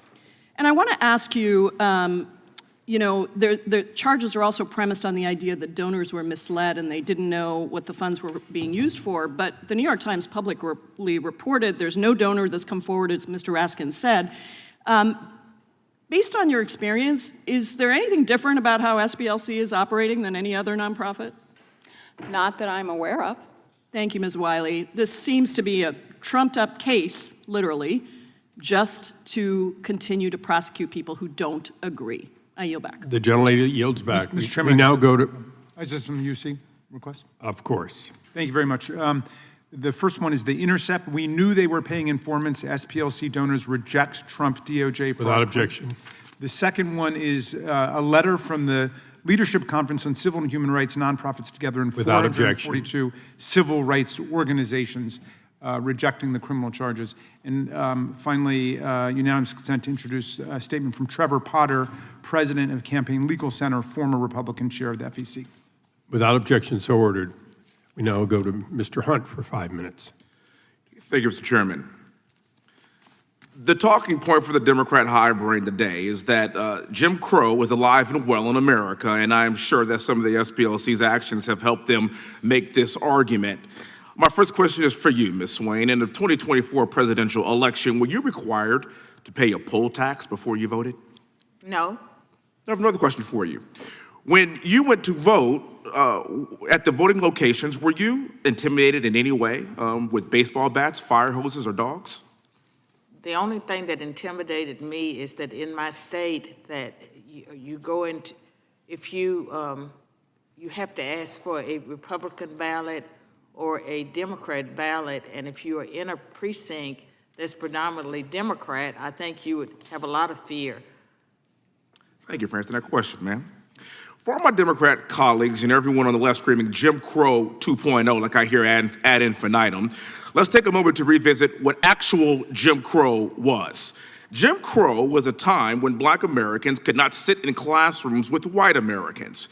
It was colored-only water fountains. It was beatings in the streets. It was lynchings. It was fear. It was public humiliation.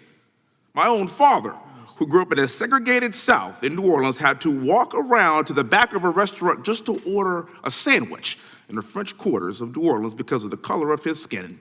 That was Jim Crow. And that is precisely why it is so offensive to compare that era of legalized discrimination and racial terror to showing a photo ID in a voting booth.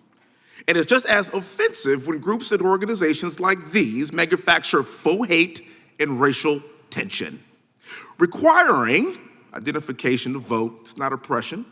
It is not segregation. It is not racism. It is a basic standard that applies equally to every single American citizen, regardless of what you look like. You need an ID to board a plane. You need an ID to cash a check. You need an ID to buy alcohol. You need an ID to enter these very federal buildings. And by the way, attaining an ID in this country is an extremely low bar.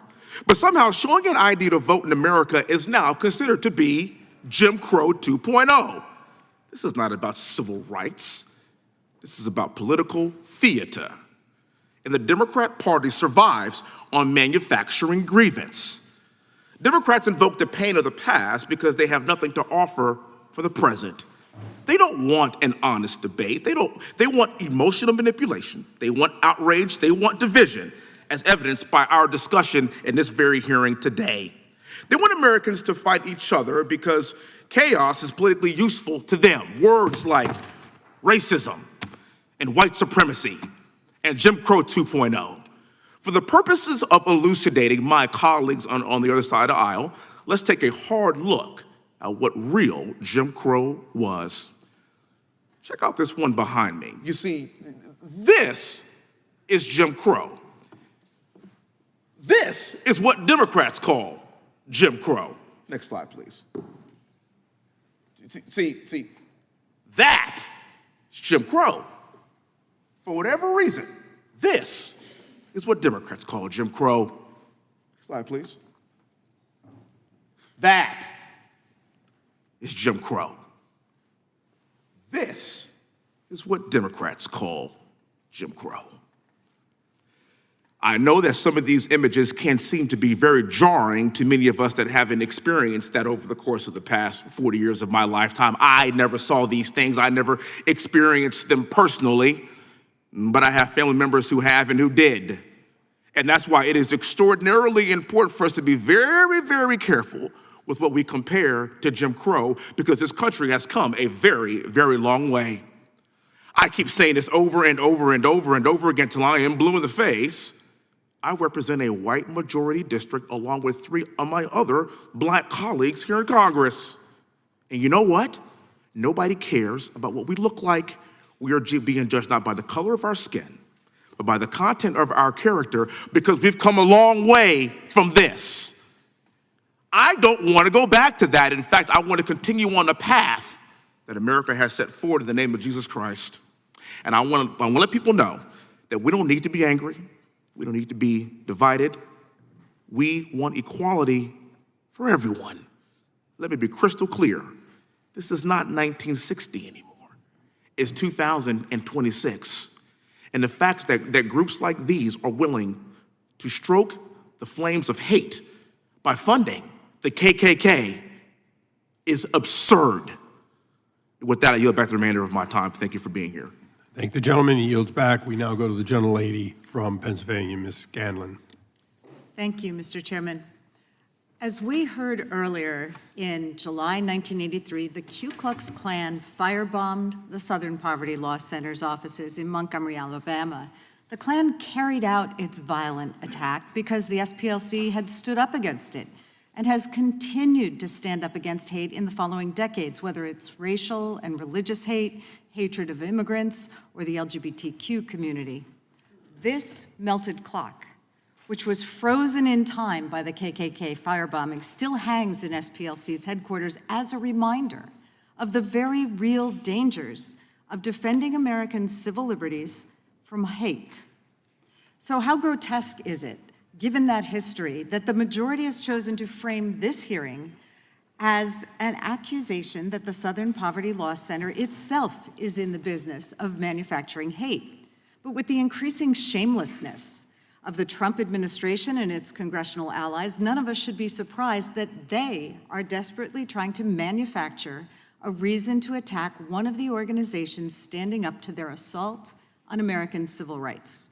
They're trying to turn back the clock and drag America backwards into some of the darkest days of our past.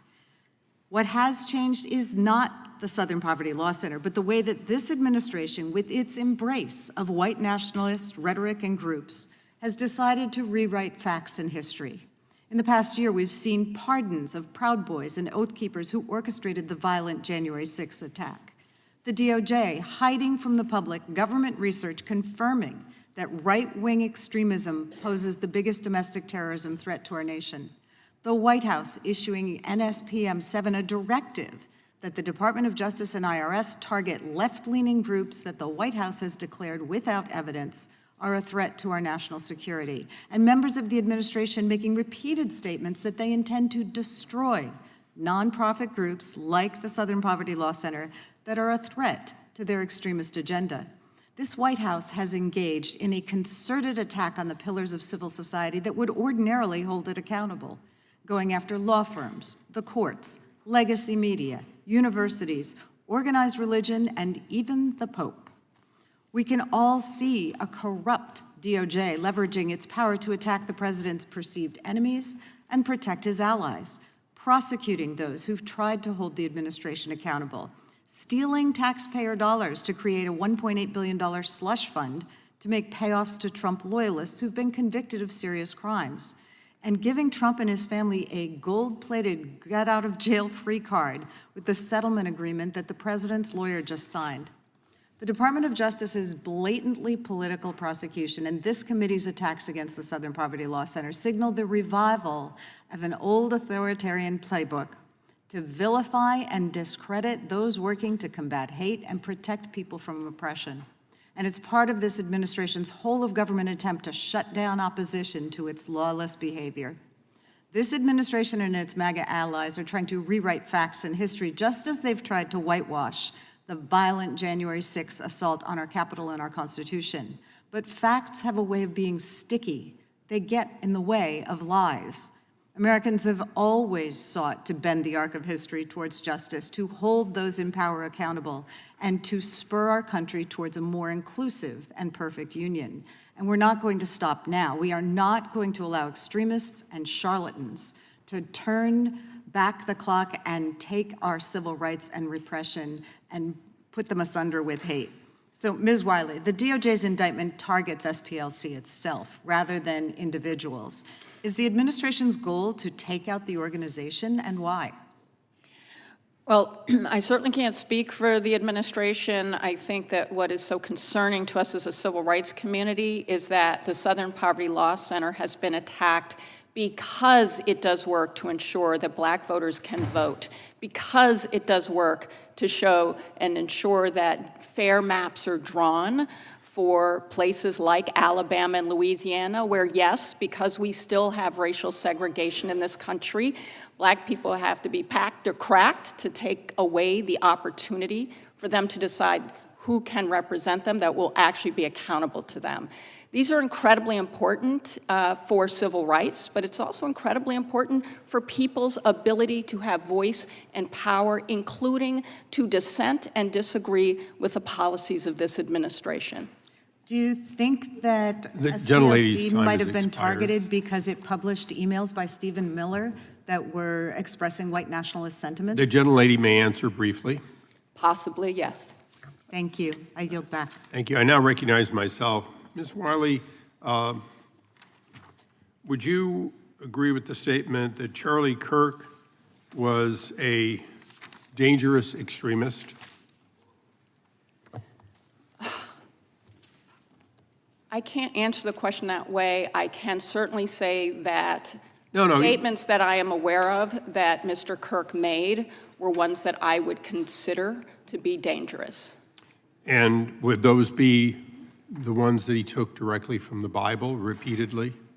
I'm referring to the ones that he made about Black women and Black communities, the stereotyping that stereotyped a whole group of people.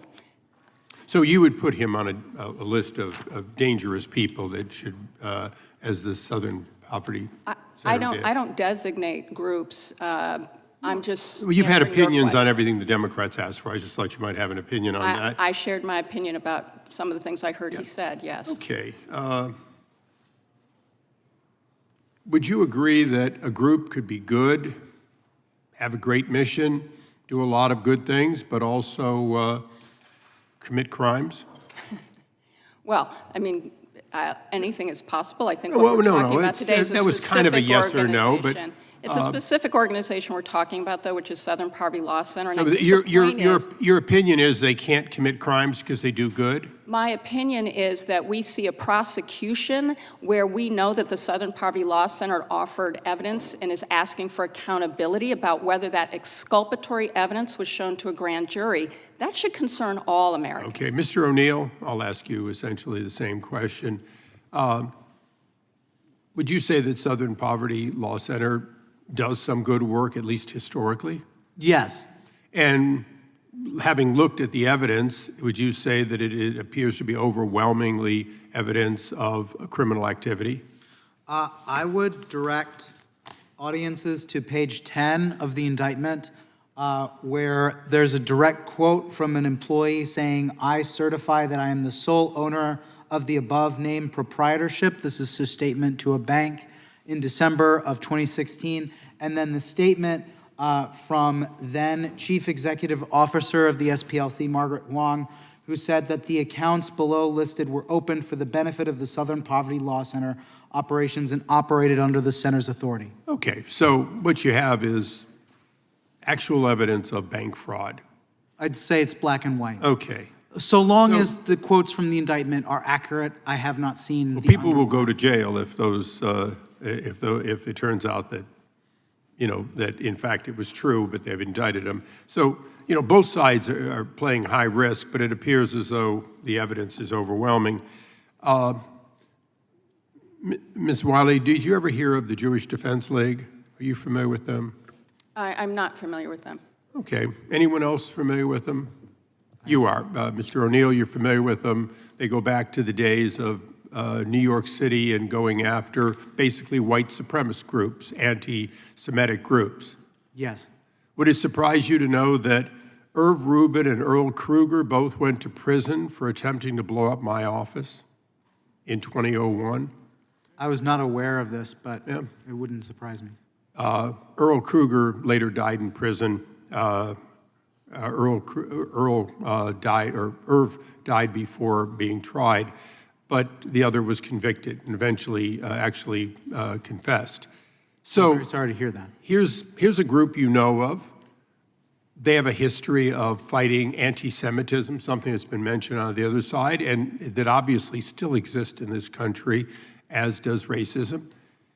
So you can be a good group, and yet you could have criminal activity, an activity that flies in the face of what you say you stand for. Yes. Ms. Wiley, I asked you that question for a reason. Dr. Swan here has, in fact, a history of being falsely accused, a history of being gone after. Mr. Perkins has given these examples. The other side has spent a lot of time here today trying to tell us that it's all motivated because somehow we're persecuting people in this administration. Do you have any evidence, not anecdotally that, oh, they picked them, do you have any evidence that, in fact, Southern Poverty did not, in fact, commit these crimes? Do you have any firsthand evidence of that? Yes or no, please?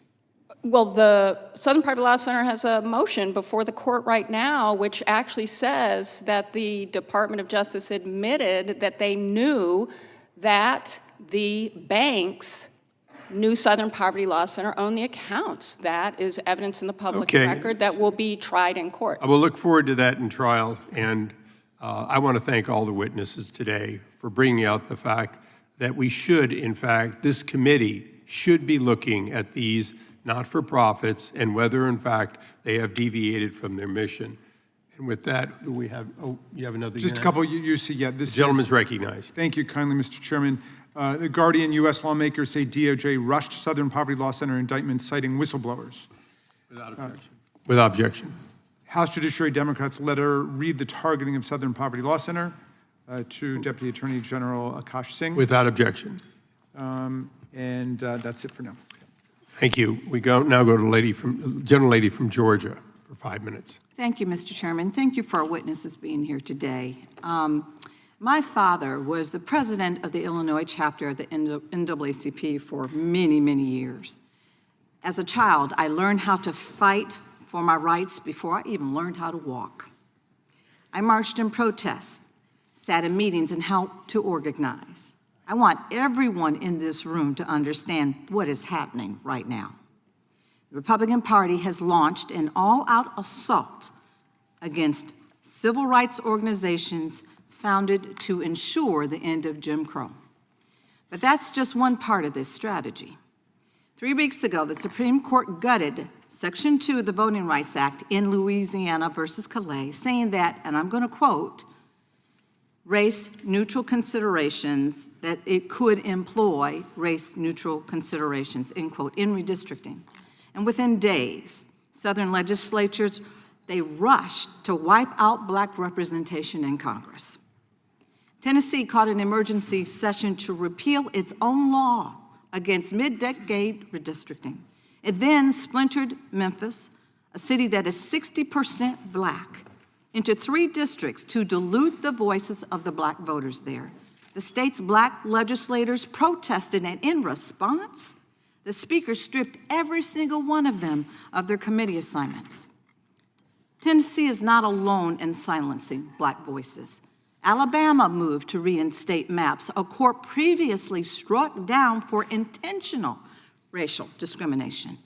Florida passed new racially gerrymandered maps, and we're waiting in my home state of Georgia to see what happens with us on June 17th. Ms. Wiley, and you can just answer yes or no, have you ever seen 5 states move simultaneously to dismantle Black representation in Congress in such a very rapid, short time? No.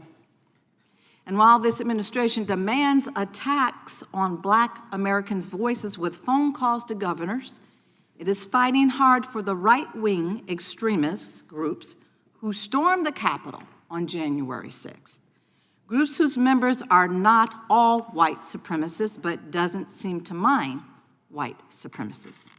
Trump's DOJ has given $1.8 billion of a slush fund taken from taxpayers to pay off the 1,600 right-wing rioters who tried to steal the election for him.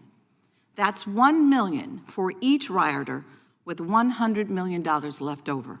Ms. Wiley, what message does this send to the country that this administration is prosecuting the organization that takes down white supremacists while stealing taxpayer money to give to white supremacists?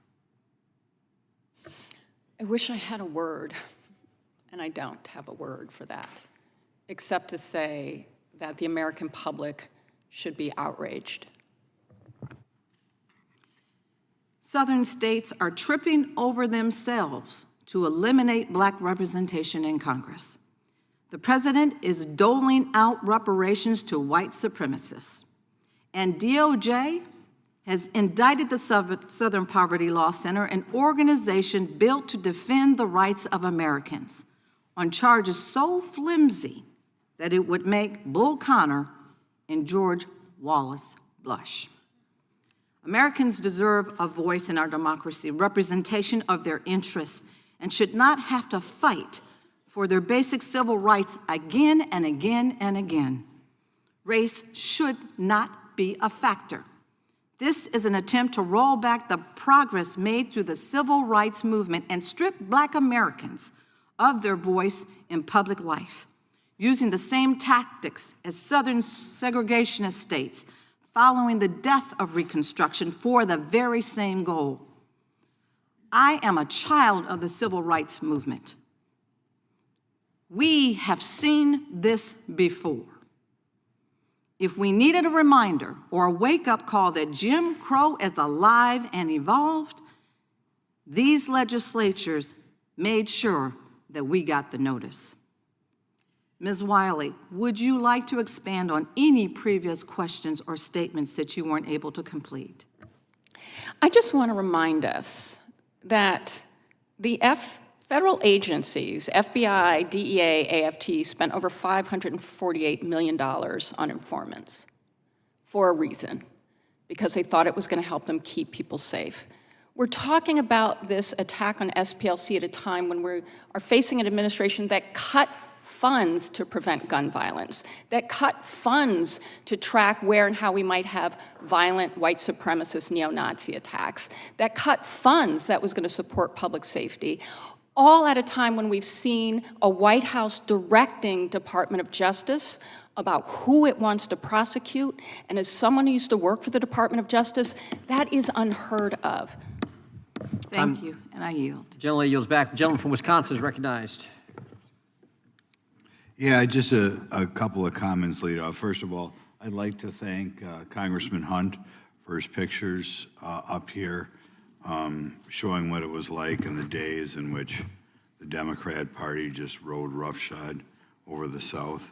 I'd like to point out that the criticisms of Stephen Miller, to believe to this day, are because the role he took in exposing the Duke lacrosse player hoax, in which 3 people almost were sent to prison for life, and Steve had the braveness to stand up to the politically correct, and eventually those 3 people were found innocent after going through absolute hell. I also want to point out a book by Christopher Rufo called America's Culture Revolution, How the Radical Left Conquered Everything. And in that book, he clearly describes how a goal of the hardcore left, and I think some members of this committee are members of the hardcore left, the degree to which they try to racialize everything, not just racialize Black Americans, but Hispanic, Asian Americans, everything, that their ultimate goal is the end of the United States as we have it break down. And it should be mandatory reading. And I think when you talk about Joe Biden screaming about white supremacy all the time, I think a lot of us must wonder, what in the world is he talking about? But what he's talking about is he's trying to divide America on racial lines, which is really just a horrible thing. And finally, I don't have time to look into it. I know if you Google Ann Coulter and Proud Boys, and Ann Coulter is a many times New York Times bestseller, you may get a different version of the narrative we'd had today on the Proud Boys. Okay, now we're going to start off with Mr. O'Neill. Given the SPLC's long documented pattern of partisan activism, financial misconduct, and by the way, the financial misconduct by itself is enough that nobody should ever be citing them for anything, and its recent federal indictment for secretly funneling millions of dollars to individuals tied to extremist groups, how do you explain the continued willingness of major press outlets to cite the SPLC as an authoritative source? And by the way, I think 12 years ago, 13 years ago, any reasonably well educated American would have known that the SPLC was just a disgusting made-up group. And I would think that any newspaper, magazine, online magazine that cites them should be considered totally discredited, anybody who's done it the last 12 years. But how do you, Mr. O'Neill, explain why so-called major press outlets, at one time prestigious outlets, still cite SPLC as an authoritative source?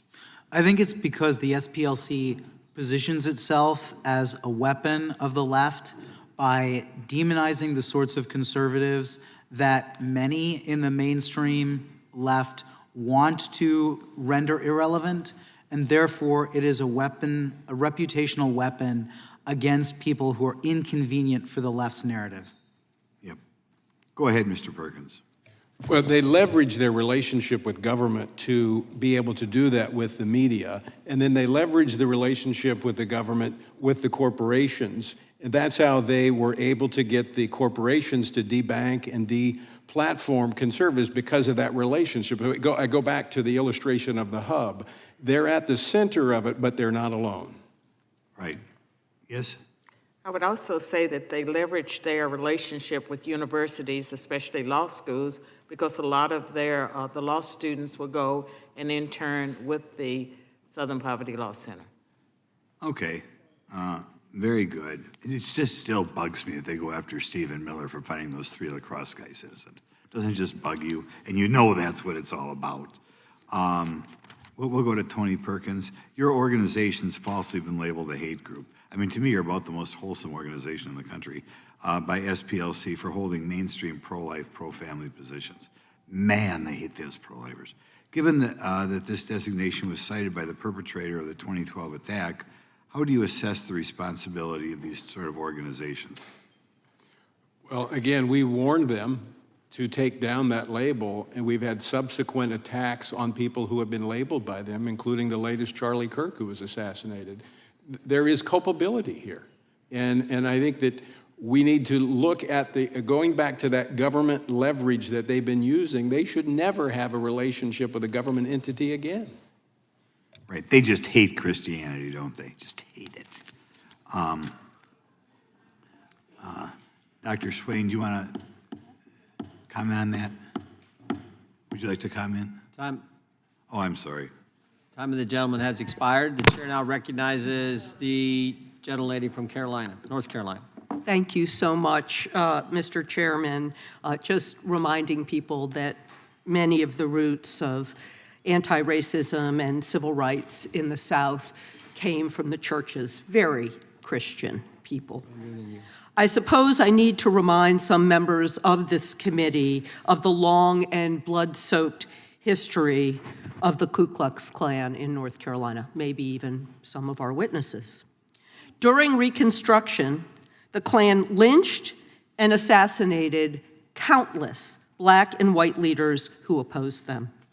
In the 60s, the Klan grew to more than 10,000 members in North Carolina, more than any other Southern state combined, and they earned the nickname, and North Carolina earned the nickname Klansville, USA. Klan members in North Carolina carried out coordinated terror campaigns culminating in the 1979 Greensboro Massacre, where the Klan and their neo-Nazi allies shot and killed 5 people who were protesting against them. But the story doesn't end there.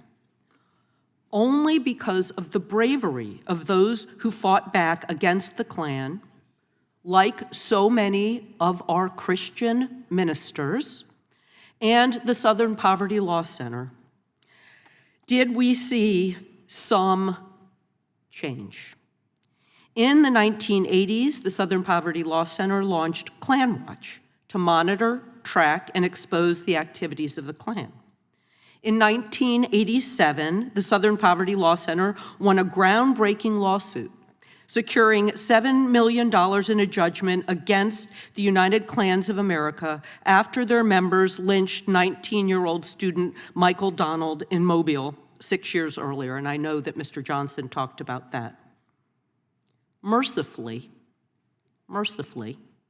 the judgment bankrupted the United Klan of America.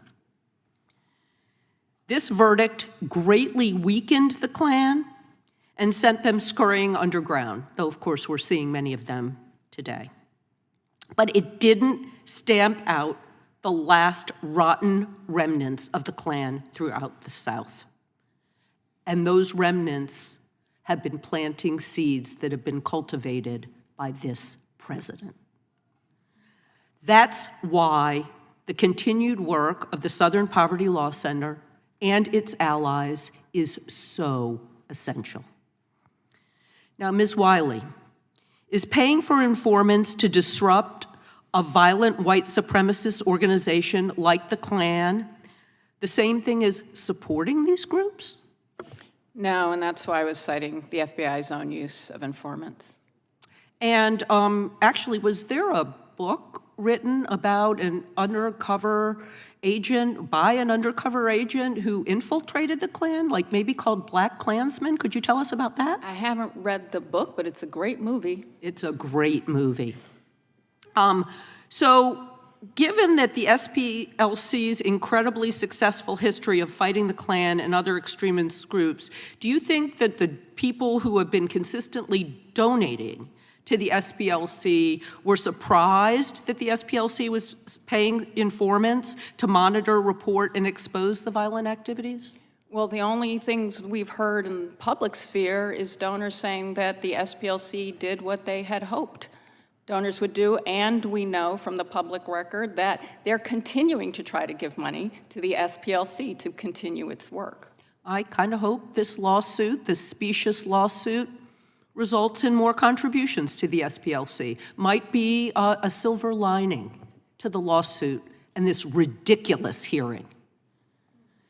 Even the amateur hour Trump lackeys at DOJ know that this is a specious lawsuit. They don't believe these cynical charges. They know it's wrong. The SPLC is not funding the KKK or far-right groups.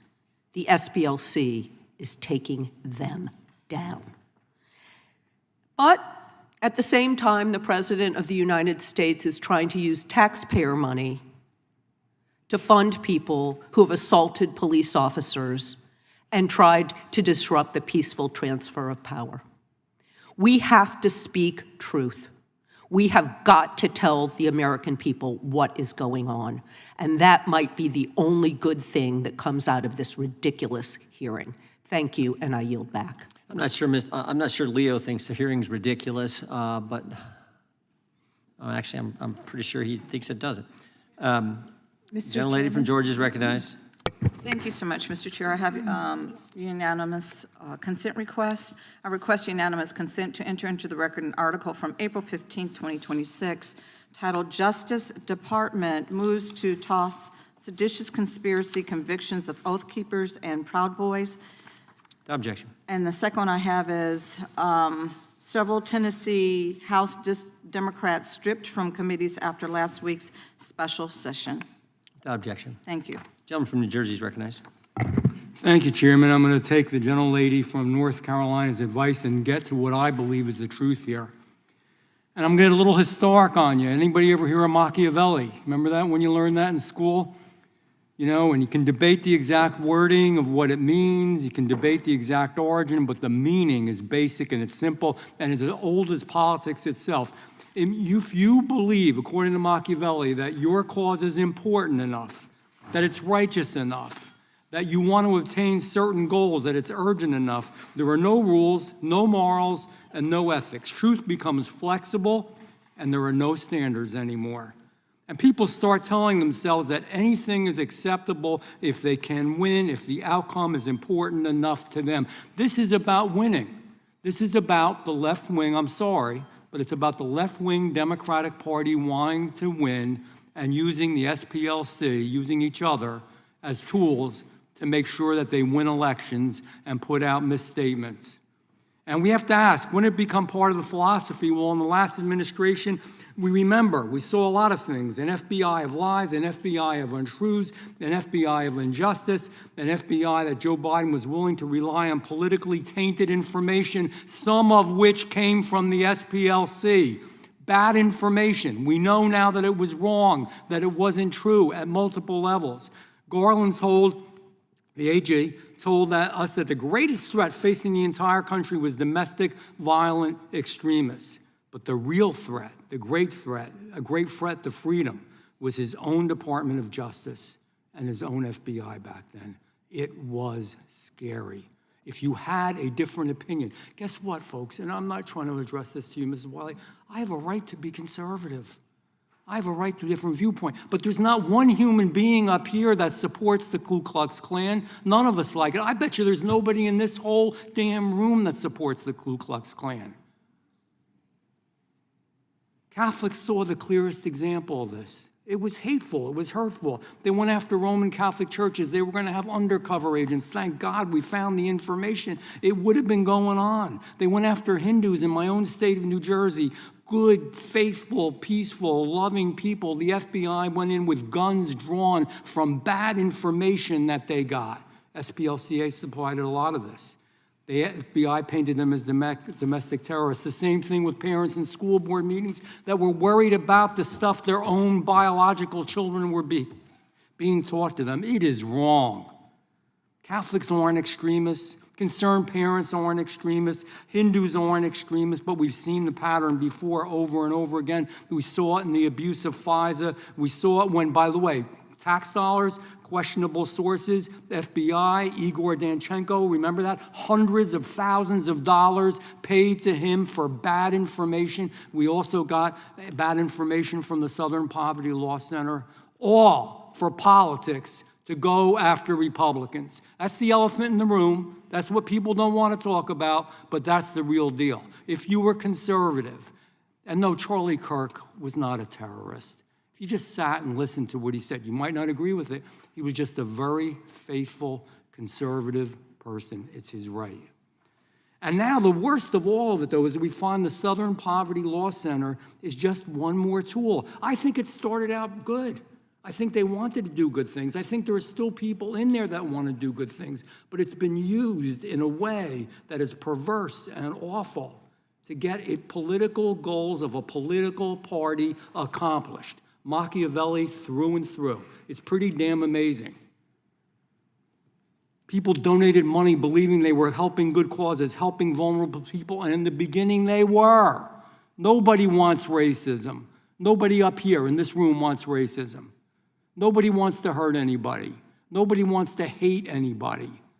But the Southern Poverty Law Center and the work that they've done in recent times has actually caused more hate, more hurt, and more problems. They gave money to the KKK. I don't give a how you approach it, what you say about it, it's a bad thing. I just got some real quick questions because I know I'm running out of time. Mr. Perkins, should the Southern Poverty Law Center have had such a high level of influence in federal agencies? No. No. Mr. O'Neill? No. In fact, with the FBI memo, the SPLC has suggested that the Catechism of the Catholic Church is itself a hateful document. It's unbelievable. I'm a Roman Catholic. I resent that, Ms. Wiley. I'm not a hateful person. I would never hurt anybody. I resent that. And so do a lot of Catholics, and so do a lot of people of faith. They have a right to. Mr. Chairman, if we're going to run over time, No. can we talk about the Wait, president's attack on the Pope? How does an organization? Is that part of your presentation? Last question, then I'm done. How does an organization maintain Gentleman credibility? from New Jersey controls the time. Gentleman as an can ask authority his on last question. I'm losing my time here, but how does an organization maintain credibility as an authority on extremism if there's serious concerns being raised about its own extremism, its own judgment, and its own activities? Real quick, Mr. O'Neill, Mr. Perkins. And Dr. Swain, how about you go? I can say that that by 2009, they had already deviated and started targeting conservatives. And I would say that they were so effective at eliminating hate groups that they had to find new people to label new organizations. That's the problem. You're right. Go back to your original mission. Mr. I have a Perkins? few UCs. Okay. We'll do UCs then. I And think Mr. Chairman, point of order, just so we're clear, that was 1 minute over as we move into Ms. Balance time. we've been very lenient with the time. I just want to make sure we're doing it equally, that's all. Equal rights, that's all. Moving to Ivy. UCs from Mr. Van Drew, UCs from the I have a gentleman from UC, Pennsylvania, April and then we're 20 actually going to go vote, and then we'll come back once votes are completed. Gentleman from New Jersey, UC. I have a UC from Moms for Liberty, and it is entitled "The Justice Department Announced Indictment Against Southern Poverty Law Center." A UC from Tyler O'Neill on 2026, Democrats beclown themselves by defending SPLC. Objection. Another one from Mr. O'Neill. However bad you think Biden's DOJ was, new documents show it was even worse. Thank you, Chairman. Gentleman yields back. Gentleman from Pennsylvania is recognized.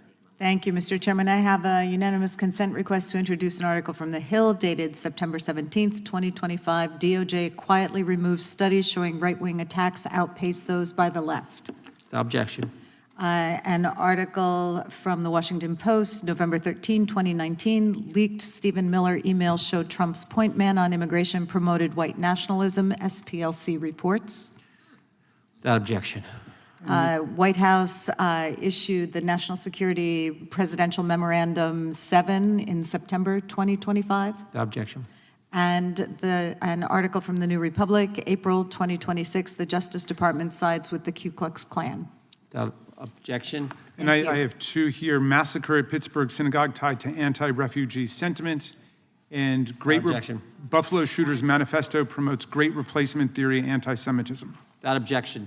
Can I go? The committee will be in recess for a short period of time. The reason we have to leave now is I do know that there's one 15-minute vote, and then the next 5 votes I think are 2-minute votes. I don't want to miss that.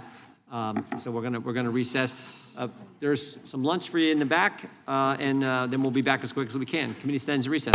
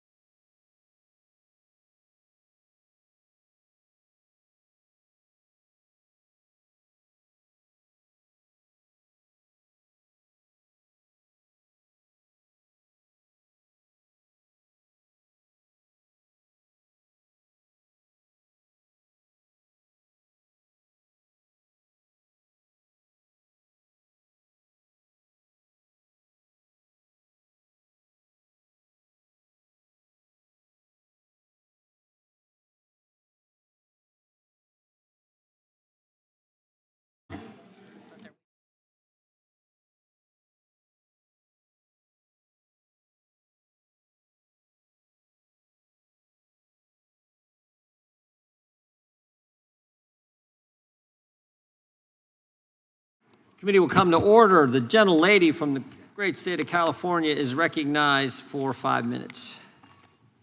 Thank you, Mr. Chair. I previously asked in this committee why the DOJ took down the NIJ's journal dedicated to domestic radicalization, violent extremism, and terrorism.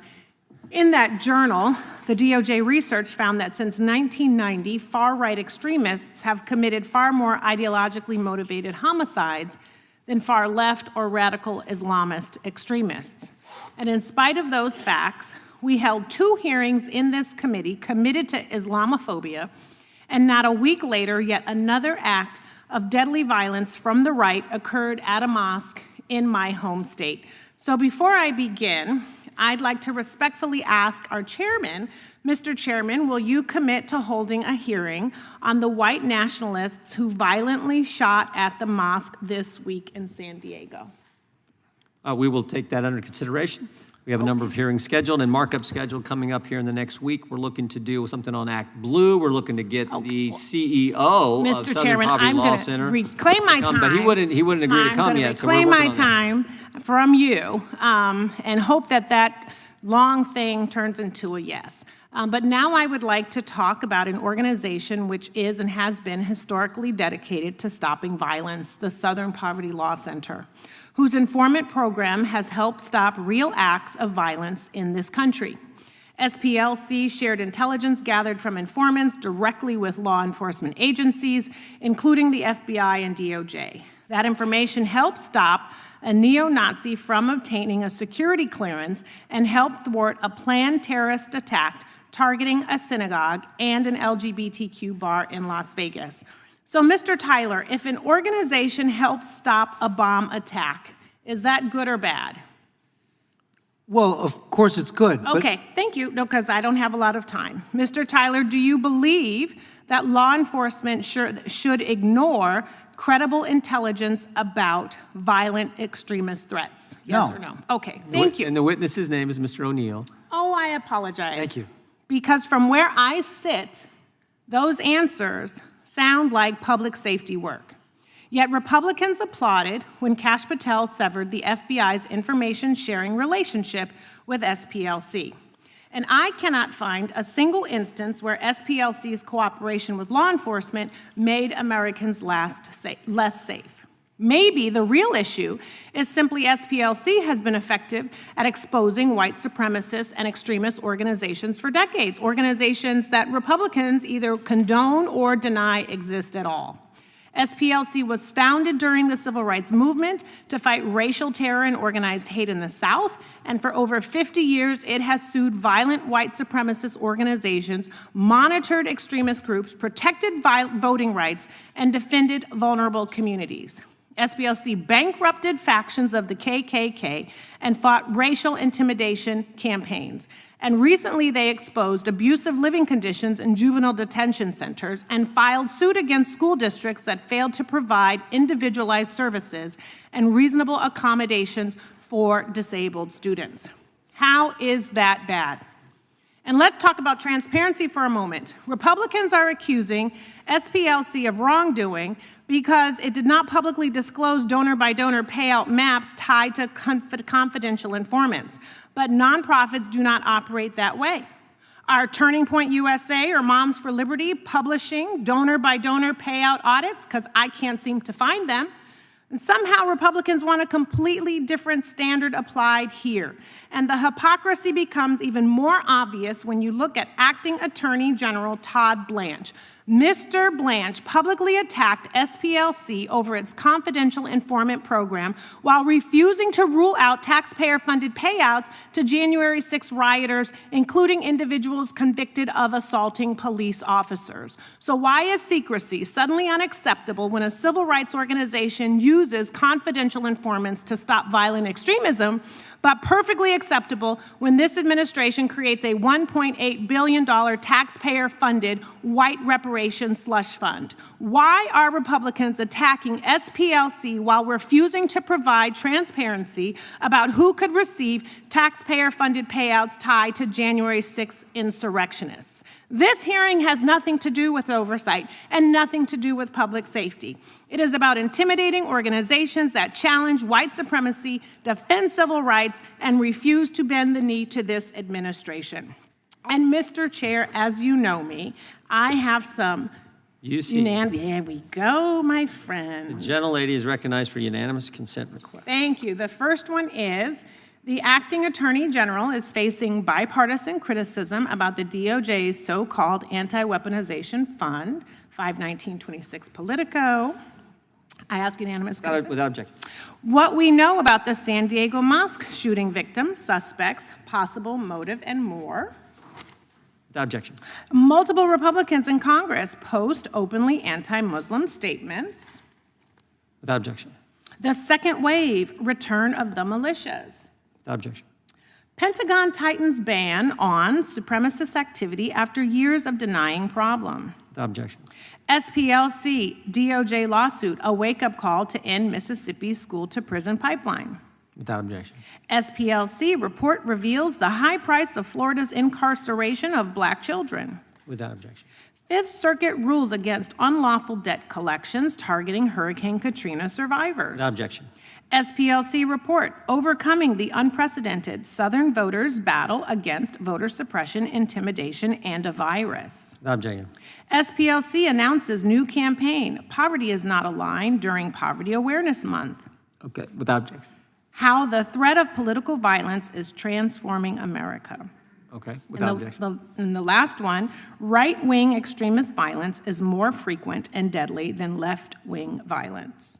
Without objection. Thank you, Mr. Chair, and I am looking forward to getting additional information on when that possible hearing And can just for the record, Republicans aren't upset when the Southern Poverty Law Center labels racist organizations racist. We're upset when they label non-racist organizations, conservative organizations racist, and we're upset when they pay racists. That's why we're having the hearing. The gentleman from gentlelady is recognized, and the gentleman from South Carolina.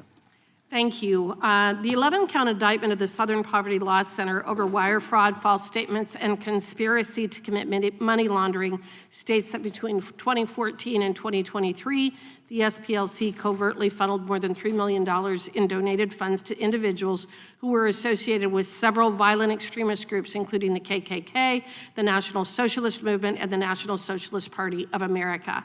Because the SPLC was instigating rather than infiltrating these hate groups, donor money was seemingly being used to create and prop up the very hate that SPLC claimed to be fighting against. More hate means more money for the SPLC, and this led to a transformation of this corrupt and divisive group, moving towards a creator of hate within America. There is a fundamental difference between federal law enforcement using paid informants and a nonprofit organization lying to financial institutions to compensate people to foment hate, racism, and anti-Semitism. The SPLC's field sources were doing much more than gathering information. For example, the indictment notes that one field source, quote, made racist postings under the supervision of the SPLC and helped coordinate transportation to the Charlottesville event for several attendees, end quote. Mr. O'Neill, do you believe that SPLC's conduct crossed the line from infiltrator to instigator? Yes, based on the information in the indictment. So in response to the indictment, we also found out that the SPLC was sharing information with law enforcement. I've got concerns about that because of how biased the SPLC obviously is, and the information that they were sharing with law enforcement was also biased. I think that you can tell that by the questioning, or at least the accusations that were just recently made, and even some of the articles that were identified by the woman from California. The articles themselves, even accusing the folks this week of committing the horrible act at the mosque out in San Diego. Their own writings defy and disagree with what she was alleging over there. Individuals on the right and left have long recognized that the SPLC is no longer the group that it was founded to be. Mr. O'Neill, shouldn't we be concerned that our government and law enforcement are accepting information from knowingly biased sources? Yes, we should be concerned that they were receiving information specifically from a group that systematically demonizes concerned parents, conservative Christian groups, and even groups of LGBT people who oppose the sexualization of children. So if the SPLC were instigating criminal action and then reporting such information to law enforcement, would that not raise even more legally dubious conflicts? Mr. Perkins.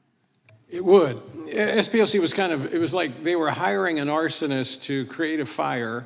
Then they were calling the fire department and ratting out the arsonist that they hired.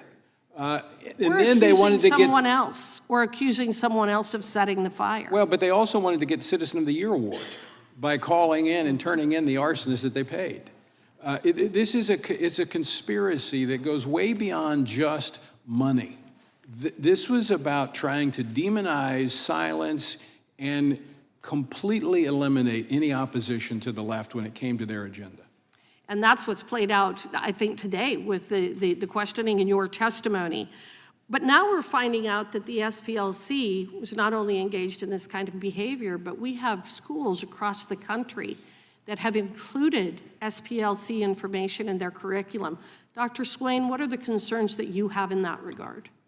I have concerns that the SPLC's program, Teaching Tolerance, is really intolerant, and many of the public and private schools use their materials, and because they have so many resources, they are able to get into the schools in a way that I think is very dangerous, because they're all about indoctrination, a very progressive agenda, and so that is my concern. Okay, I appreciate that. I believe that this program, that it's the Learning for Justice is the community education program that I am referring to. Mr. O'Neill, do you have concerns about that program as well? Yes, so it's very telling in my mind that the program that was long known as Teaching Tolerance, apparently the SPLC has become too woke for tolerance, so they changed the name to nix the tolerance and just go with Learning for Justice. Okay. All right, interesting. Well, I'm just about out of time. I also have a unanimous consent. This is an article from April 30th, 2026 from LifeSet News. The both sides political violence narrative completely debunked. They cooked the books. An example being that all claims of anti-Semitism, they claim are right-wing or conservative attacks, when we know that is absolutely not the case. They do not count what happened on 9/11. And there are many other examples in this particular article where they have absolutely cooked the books, that they claimed left-wing violence is right-wing, when we know that that isn't true. So they're even lying about that as well. So thank you, and I yield back. Without objection. The gentlelady also yields back. The chair now recognizes the gentlelady from Vermont. Thank you, Mr. Chair. This president and his supporters in Congress want to turn the clock back. They're trying to undo the progress of the civil rights movement. That's what this is all about. This is about white nationalism and a direct attack on Black Americans in this country, and it comes from the very top.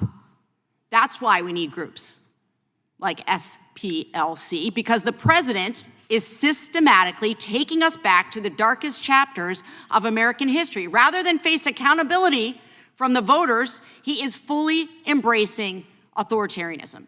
Sham indictments against nonprofits are just one part of this plan. President Trump, his captured Supreme Court, and Republicans in this very room have supported attacks on law firms involved in civil rights litigation, dismantling the federal civil rights offices, weaponizing the DOJ to baselessly attack the president's enemies, gutting the Voting Rights Act. This is an effort to criminalize dissent. We're witnessing an intentional effort to intimidate any institution who will stand up for our rights, the rights of Americans. It's an intentional effort to silence Black voices and to undo our multiracial democracy. And the majority claims that the SPLC manufactures hate. Here's the hard truth. There is no reason that the SPLC has to manufacture hate in this country, because the Trump era has supplied plenty of it. White supremacy, Christian nationalism, violence against women, right-wing extremism, and bigotry against the LGBTQ community is flourishing. And the president just set up a corrupt slush fund to pay people who took up arms against our own government. Right now, hate is being cultivated, rewarded, and reinforced by those in power. Ms. Wiley, thank you for being here. How do these attacks on SPLC, the Justice Department, and the civil rights of Black Americans civil rights enforcement affect the civil rights of Black Americans? Significantly. And I just want to share one story we haven't talked about, because the reality is Charles Morrell III, a Black man in Boston in 2022, was just walking down the street. The Patriot Front attacked him. The Patriot Front is listed on SPLC's heat map as a hate and extremist group. Yeah. The importance of calling it out is so that Charles Murray III can walk down the street and be safe. And at a time when we're talking about schools and education and children and what happens within them, we see a broadside attack on even teaching history of slavery, history of the civil rights movement that took permission away from hate and extremism and said, this country, no matter your viewpoint, right, no matter your religion, no matter who you vote for, and no matter what you believe, is your country. Right. That matters for all of us, and I say every American should be concerned, no matter who you are, if we whitewash hate. I couldn't agree more, because we see every day when we turn on the news and we watch this president at press conferences, the bigotry and the hatred is coming from the top. It's a strategy. It's an electoral strategy, but it's also a cultural one. The way President Trump has routinely insulted and demeaned women and people of color has permeated this country. When he casually calls women reporters piggy and stupid and mouths the word bitch at a Black reporter. When he calls Haiti and African countries shithole nations. When he repeatedly and relentlessly spreads falsehoods about President Obama's birth certificate. It spreads the hate. As a former history teacher, I know there's going to be a reckoning. There will. And our children and our grandchildren will ask us where we stood, what we said, what we did when we had these microphones, when we had these platforms. They will ask us if we bowed down to a tyrant, to a bigot, to a man who spreads hate through his social media posts, through his appearances at press conferences. They will ask us this. And I will tell you, I know where I am. I'm standing with the people, and I'm standing with the Constitution. I yield back. Gentleman yields back. The gentleman from South Carolina is recognized. Thank you, Mr. Chairman.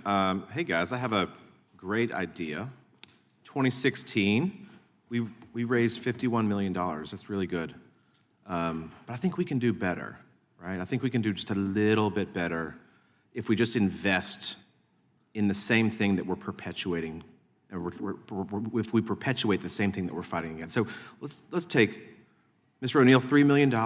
Does that sound about right? If we take that little bit of money and send it to informants in white nationalist groups, I think we can I think we can double our money. Does that sound like a good business model? I have a deal for you. I think it's only 270 to that particular Charlottesville informant. Right. So let's. I think that's a good investment, don't you? I think if a year from now, $270,000, and then a year from now in 2017, I think we'll see the fruits of our labor. Is that kind of what happened? According to the indictment, and I do need to preface according to the indictment because I haven't seen the underlying evidence, and of course this will work out in court. But according to the indictment, that's exactly what happened. So we take this organization, the Southern Poverty Law Center, that has had, I'd say, tremendous success decades ago in eliminating racism in our country, in fixing laws, and seeing really a societal change in the way that we approach race and the way that we deal with race. And they were doing pretty good in 2016, and even before. But isn't that just crazy? I mean, Ms. Hageman talked about this a second ago, but we're perpetuating the problem and funding the problem that we're eliminating, right? I mean, this is a division for dollars racket. Is that a fair characterization, at least according to the indictment? Well, and that's why I wrote this book in 2020, years before the indictment, because I saw it when they put good people like Tony Perkins' organization, Family Research Council, on the hate map. I've been screaming from the rooftops about this for years. So when the indictment comes out, I say, yeah, that makes a lot of sense to me. And I want to set a few, if you don't mind, I want to set a few things straight. The Southern Poverty Law Center wasn't founded until 1971. A lot of people in this room have been saying that it's a civil rights organization started in the middle of the civil rights movement. It was started toward the end of it. They were almost ambulance chasing. I mean, and forgive me on this, but when they sued the Klan, their own lawyers said that suing the Klan was like shooting fish in a barrel. And their own lawyers quit because they said Morris Dees was so focused on suing the Klan to make money by going to donors because he knew donors cared about this, that they were drifting away from their original mission, which, by the way, wasn't fighting white supremacy, but was representing poor people in the South with legal representation, which is a noble mission, and I pray to God that they turn every effort that they have demonizing conservatives toward that effort, because that effort is noble. And by the way, groups on the hate map, good conservative groups that provide legal representation to people who can't afford it, are demonized by the SPLC for doing exactly what the SPLC was founded. Mr. Perkins, real quick, if the SPLC puts on their hate map a neo-Nazi group, that's kind of their mission, right? There's no objection to that, probably not. The transparency, I think, actually helps to eliminate groups like that. Would you agree? Yes. So you're on the same list as a neo-Nazi group, and that's not really a fair characterization, is it? No. They need Moms for Liberty, too. I mean, their only crime, I think, is being involved in their child's education, right? Right, being moms. Being moms. Yeah. So what they That's need... apparently a white supremacist thing, right? Like, I don't understand this logic, but we are taking an entity and using an idea that we're going to go grow our influence. In the Biden administration, in government, they're going to meet with us on a quarterly basis. And we're going to go after people. It became, I think, and maybe this is fair to characterize, but the SPLC went from maybe an altruistic entity at its inception, on a good day, to really a racket of let's go grow our influence, let's balloon our fundraising. I mean, what's their foundation right now? $700 million? Is it fair to characterize the mission creep of the SPLC in that way, sir? Congressman Fry, it's more insidious than that. They needed the white supremacist group so that they could marginalize and demonize moms and groups that adhere to biblical teaching. They needed those groups. That's why they're propping them up. This was not about money. This was about, Charlottesville was about coalescing corporations behind their initiative to marginalize and demonize conservatives so the left could march forward. It's much more insidious than what, this is like Al Capone. Does anybody believe that it was just tax evasion? Come on, he was a criminal. He killed, he murdered. And you use that to justify your existence. That, Mr. Chairman, I yield back. Gentleman yields back. Gentleman from Florida, which are we going? No, I was just going to note, they were 36 seconds over, and I think Ms. Crockett needs to catch an airplane, so she could go first. Gentleman from Texas, then we'll come to the gentleman from Florida. Well. It is so hard to sit here and listen to this. That's one reason I watched the majority of this and didn't actually sit in this room, because I'm sure my faces would have told everything that I was thinking. Is there anyone that finds it odd? Well, can we start here? I'm gonna start with the entire panel. Are the Proud Boys a white supremacist organization, yes or no? Starting with Ms. Wiley. It is my view they are. It depends on how you define it. I have a book. Okay, never mind. It depends on how you define it. It's a yes or no. Proud Boys, how they define themselves. Are they white supremacists, yes or no? I have not read a description of how they define themselves. Okay, that's fine. I'm not on their mailing list, I don't know. So are you only on the mailing list of? I'm not like the SPLC, I or- don't fund organizations that I'm Oh, it just seemed like you were saying because you haven't received their mail, you only receive the mail of white supremacists. But go ahead, last witness. No, they're not white supremacists. And you know what? I do believe that y'all believe that. Let's try another one. Neo-Nazis, Miss Wiley. Well, yes. Nazis is in their name. Neo-Nazis, Dr. Swain. Is the question still about the Proud Boys, or is it about the Neo-Nazis. Neo-Nazi- We have moved on. Neo-Nazis. Neo-Nazis are hate groups, and I have a book, 2002. Okay, thank you so much. About So we're hate gonna- groups so- that I suggest that you all read. I'm reclaiming It's a my long time. book. I'm reclaiming my time. Neo-Nazis. Are they white supremacists? Neo-Nazis, are they white supremacists? Yes or no? What's that? Yes or They're no? certainly anti-Semitic, which I would join with any member of the Democratic Party. Mr. Nadler earlier was talking about standing up for Okay, the Jewish reclaiming people. my time. I'd be happy Next. to do that. Yes, they're white supremacists. Woo, thank God. Jesus Christ, I didn't think we were going to get there. Oh my gosh, let me be clear. Proud Boys are freaking white supremacists. Neo-Nazis are too.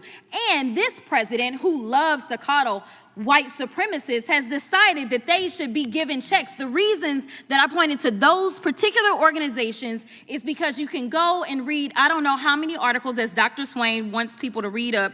I'm going to be clear. I've read my fair share of books. I do have my fair share of degrees.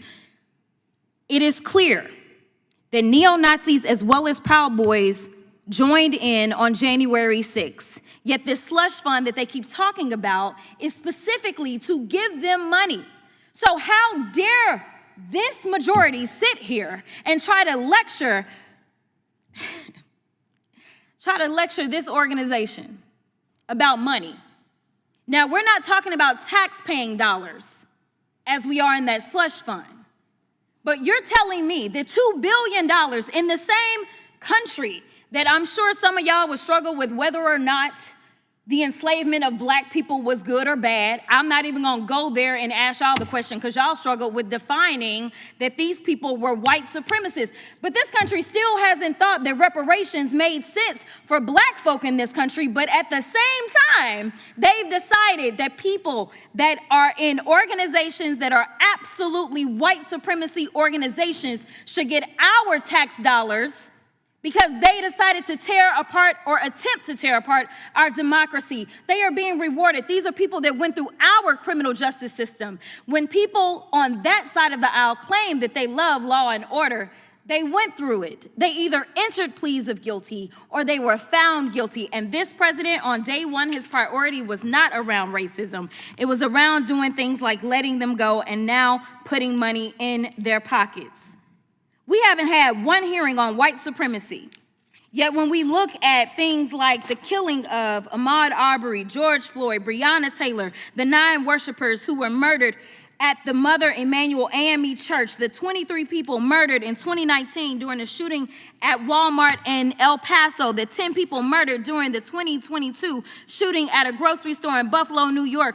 All of these were murdered by white supremacists who are empowered by the Republican Party's racist rhetoric and policies. This is the same party that wants to drag us back to the Jim Crow era. Some say that there aren't poll taxes, and I guess it's because they're not listing the amount of money. But when you tell somebody that they've got to go and pay for something, say, like a passport that costs over $100 in order to be able to vote, that looks like a poll tax to me. Some of y'all need to read up on your history books, the very same ones that the Republicans have decided that people should not hear about because you don't want real history taught in our schools because you're afraid that it's going to hurt people's feelings to know that their ancestors were so savage that they would enslave black folk. You don't want them to understand why the 14th Amendment mattered then and it matters today. You don't want them to understand that when they draw these racist lines and tell black folk that they shouldn't have representation in this country, that it is against the Constitution. You want them to be ignorant so that they can sit up here and be your token for your has mission. expired. Well, you can't yield because you've done run out of time. But it looks like the ranking member wants to make a unanimous consent request. Mr. Chairman, thank you. Walmart gunman attacked El Paso because that's what his president was telling him his defense attorney says.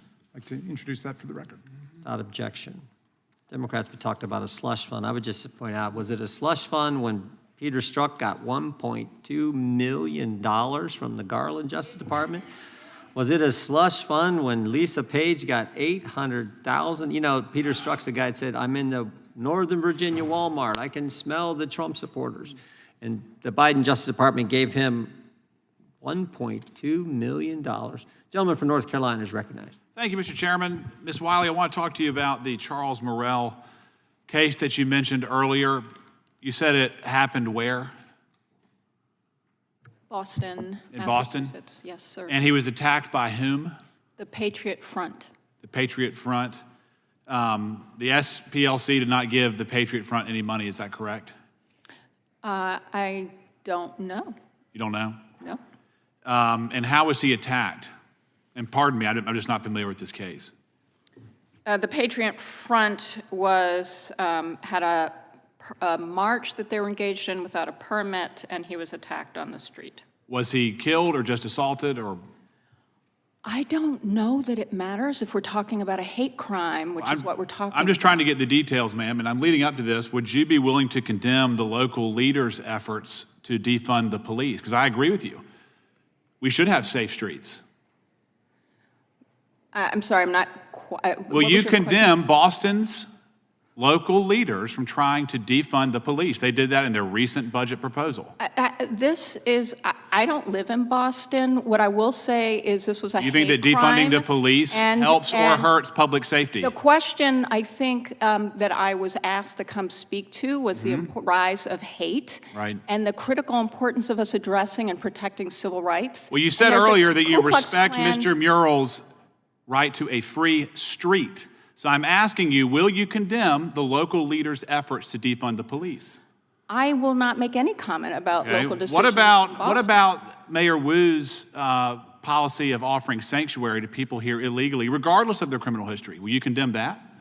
No. So it seems like your qualification on public safety is very limited, correct? No, I'm just I think it is. I think it is. I'm just here on a hate crime. Well, let's talk about the hate crimes. In terms of the neo-Nazis, I actually agree with just about every word that Jerry Nadler said.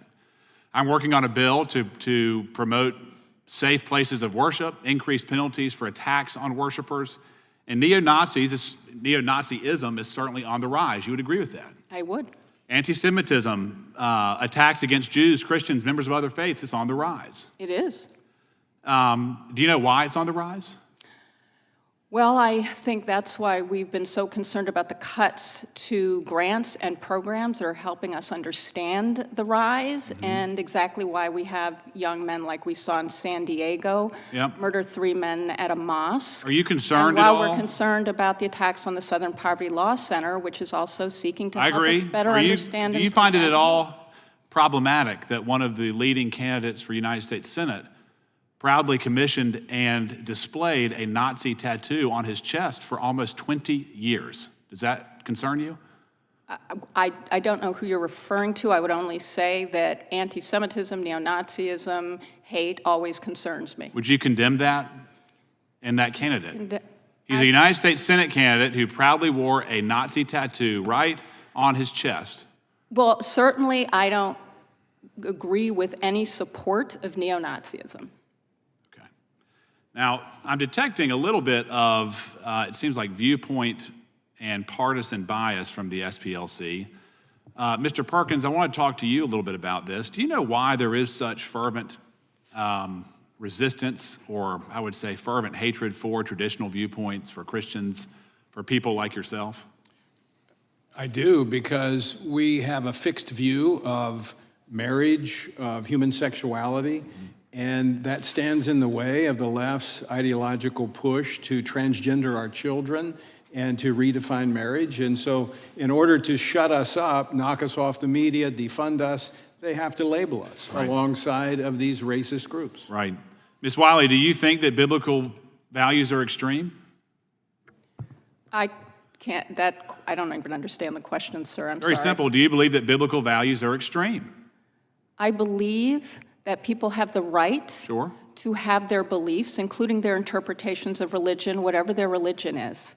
Is Mr. Perkins' belief in traditional biblical values what brought him to the forefront of the SPLC's hate group map? I can't speak for the SPLC's You are decision. today.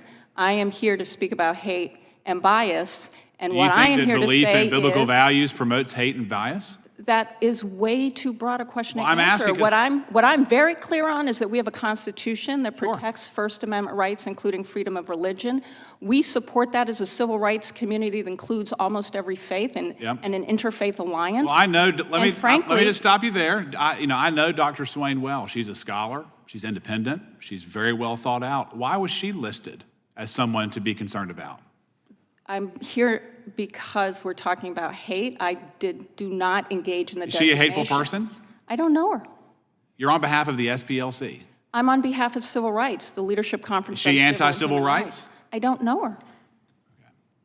Well, I'm over my time, Mr. Chairman. Mr. Chairman, could we just clarify Ms. Wiley's organizational identification? I think there's some confusion here. I am the president and CEO of the Leadership Conference on Civil and Human Rights, which is the nation's oldest and largest civil rights coalition of almost 250 national organizations. Gentleman from Florida is recognized. Thank you, Mr. Chairman. I want to go back really quick to the questioning by Ms. Crockett, just because I thought it was actually an easy line of questioning, and I want to give everyone an opportunity just to clarify. Ms. Swan, the neo-Nazis are a supremacist group, right? I know you talked about your book, but neo-Nazis are a supremacist group. May I define a white supremacist? Because I did a Cambridge University Press book, Okay. and when I did my research, I know, but Ms. Swan, I got to be honest, you're doing what the university professors did with Elise Stefanik, No, I'm talking about, well, what's the definition of this and what's No, it? I'm giving you a definition No, but because you all don't have one. No, the neo-Nazis are a supremacist group. They believe they're supreme, right? That's why they wanted to put people in camps that they believed were not pure. Neo-Nazis are a supremacist group, right? I mean, this is not a trick question, Ms. Swan. I'm not trying to trip you up in the fact that you're... I would like to define a white supremacist, and when I did my research, it was white people who believed that because of their race, they were superior to other groups. But the left redefined white supremacists so that it could include any white person in this room, Ms. Swan, including you all. That's a wonderful speech and a filibuster. No, it's truth. Are neo-Nazis supremacists? It depends on which ones. They're individuals. No, I didn't ask you which ones. Some of them are plain old neo-Nazi. Ms. Swan, listen, I'm not reading your book if you literally can't answer this question. Are neo-Nazis supremacists? They're individuals. Some are, and some may be just plain old anti-Semites. No. Neo-Nazis are anti-Semites, okay? We're going to agree there. Right, okay. But they're also supremacists, Ms. Swan. Okay, if you agree. No. You don't have to take my word for it, right? Like, they are. That's the whole reason they exist. But you all because don't they seem believe to- they are supreme. You all don't seem to understand that a white Who's they all? supremacist I'm not a until you neo-Nazi. define- Who's they all? I'm a regular person asking another regular person if we can agree that neo-Nazis are supremacists. I will agree with you. Okay, I don't want you to be forced into it. I would agree with you, but I suggest you all take the time and read my Cambridge University Press book Listen, that was nominated Ms. for a Swan, Pulitzer Prize. listen, Dr. Swan, I can promise you there's no freaking way I'm buying your book. When it took 2 minutes for you to look at me and had to convince you that neo-Nazi, listen. Because I don't like the talking points. The leftist This is not a talking point. This is 100 years of history. Watch this. I'm going to show you how easy it is. Mr. Perkins, are neo-Nazis supremacists? They are supremacists. Thank you, sir. Mr. O'Neill? Yes. Okay. Dr. Swan, that wasn't a trick question for them. I wasn't trying to trip them up. I wasn't using DNC talking points. This is part of the problem. And I didn't even want to do this, quite frankly, because I'm not interested in making this stuff political. Right? I got Democratic candidates in Texas coming out yesterday and saying that Jews belong in concentration camps again. Okay? It's terrible. Like we're in real bad times. I agree. And so if we put these hateful conversations in our political box and we do the whataboutism, this is just going to continue to spread hate. I agree with 100%. We agree. Right. And that's why we got to be able to at least agree to a simple set of facts that neo-Nazis are supremacists. Right? Okay. We've moved on. We've moved on. You're there. But you all use white supremacists as a broad statement. It doesn't apply to every white person. Listen, I didn't say anything other than they're supremacists. Okay. And they are. I apologize to you, sir. Okay. No, you don't have to apologize to me. I just want you to understand, like, if we can't agree on a simple set of facts, then we can't solve real problems. So Mr. Chairman, this obviously was a specific topic that you had scheduled a couple weeks ago and invited these witnesses in. But I got to be honest, like the last week, the amount of anti-Semitic messages, voicemails, text messages I have gotten, stuff on my social media, an assassination plot, a couple months ago, someone serving 25 years in jail, and now watching someone running for office trying to join the greatest deliberative body ever created on this planet, who thinks the way forward for America is to look at 1940s Germany. Okay, my grandmother was part of the Kindertransport out of Germany. Her parents died at Auschwitz. My kids are not going to an internment camp, I can assure you. And it's becoming so normalized. It is, we've gone from, there's Americans who donate to elected officials, that are AIPAC, and then it's, okay, Netanyahu, and then it's, okay, maybe we shouldn't support foreign money, and then, okay, now we're gonna call all these people Zionists, and now we're at concentration camps. By the way, we got the concentration camps much faster than I thought we would get, but here we are. And it's real scary. People are scared. People don't want to show their Jewish stars anymore. They're moving into neighborhoods just to be around other Jews because they're concerned.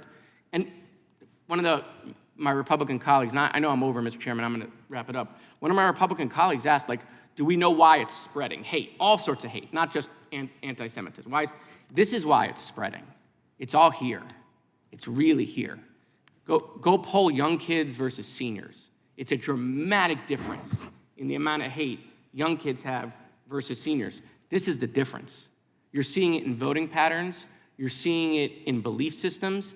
We've let foreign governments and bots just totally weaponize this. No countries can beat us militarily. We're stronger than everyone combined. But they are gotten us fighting amongst ourselves, dividing us at each other's throats. So if you ask me why things are so bad, just spend a couple minutes, go to my Twitter, go look at some happy things, like a happy Veterans Day or happy Memorial Day that I posted. Look at the hate I get. It is out of control. So, Mr. Chairman, I appreciate you doing this hearing in general, but real hate, is spreading in this country in ways that my grandparents, they're gone. But I can't imagine if they were alive to see what was going on here.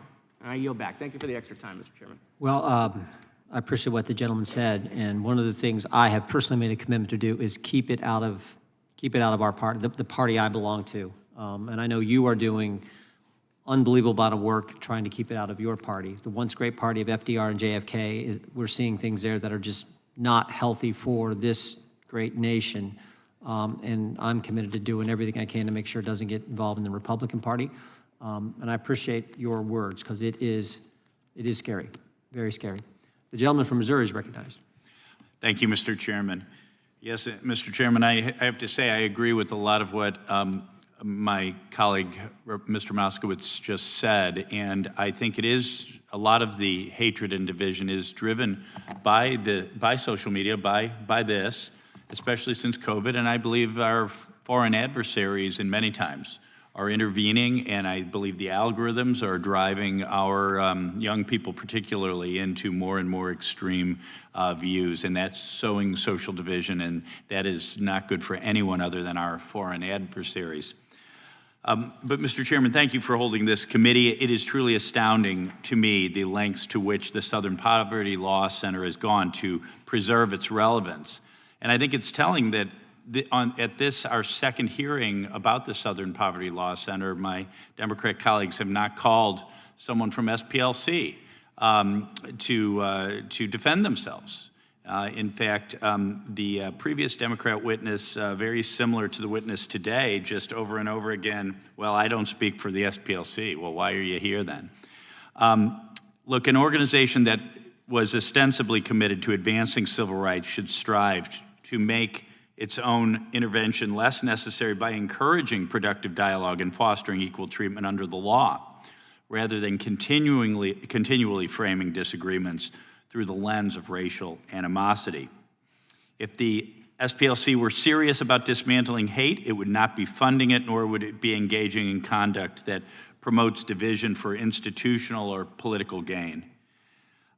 Mr. O'Neill, is it a common practice? You've written a lot about nonprofit organizations or NGOs. Is it a common practice for NGOs to channel money through intermediaries, entities in ways that obscure the ultimate recipient or purpose of those funds? Yes, to some degree. There is dark money funding through, and this happens on both the right and the left. Sure. You have groups like 1630 Fund and the Tides Foundation that seem set up to hide which donors are funding which projects. Okay. And are there legal or ethical issues with this? This, I don't know, money laundering, if you will? That's a complicated question. Yeah. It is not money laundering. Yes. There is a very important First Amendment right established and upheld through NAACP v. Alabama and most recently AFP v. Bonta that Americans have the right to give to causes they believe in. Yeah. That said, there are questions about this cloaking of dark money. What is not covered in this is lying to a bank by saying you established an account for one purpose and then using it for another. Yes. Okay.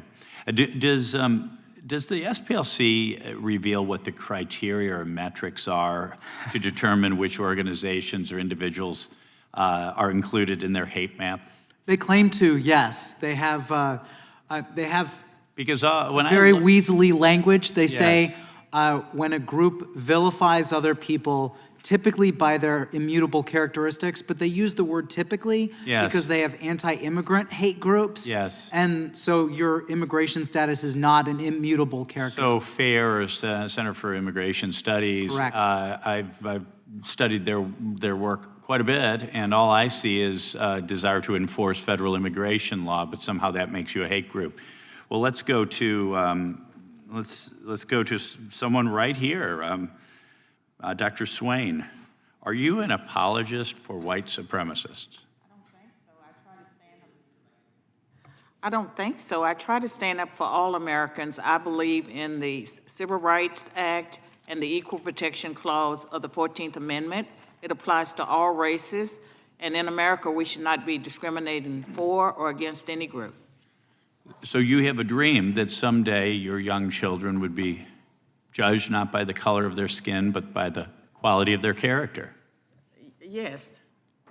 I don't know. I think if someone says something like that, they would be labeled a hate group by the SPLC, maybe. Probably. Probably.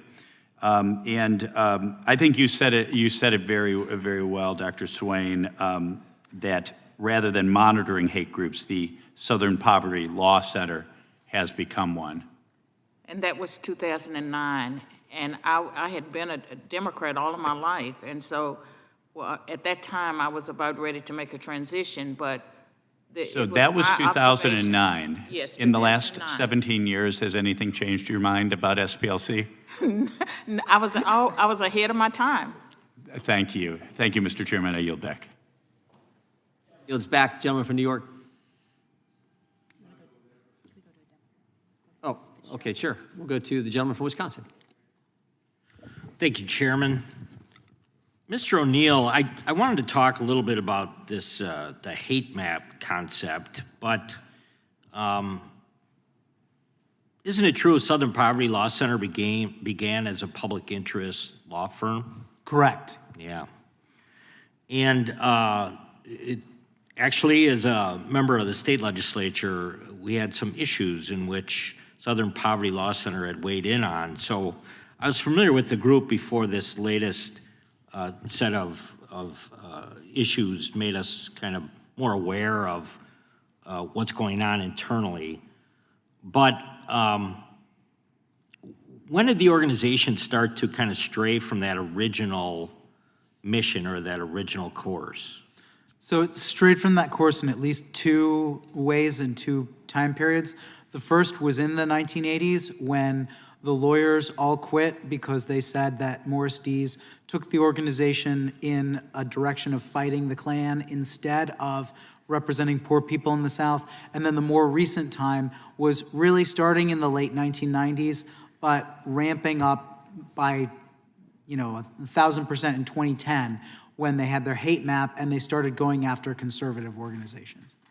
So let's talk about the hate map. So first of all, can you explain the hate map? Yes, this is a map. The SPLC is best known for suing Klan groups into bankruptcy. And so they had a program called Klan Watch. They expanded it to Hate Watch because they ran out of grand dragons to slay.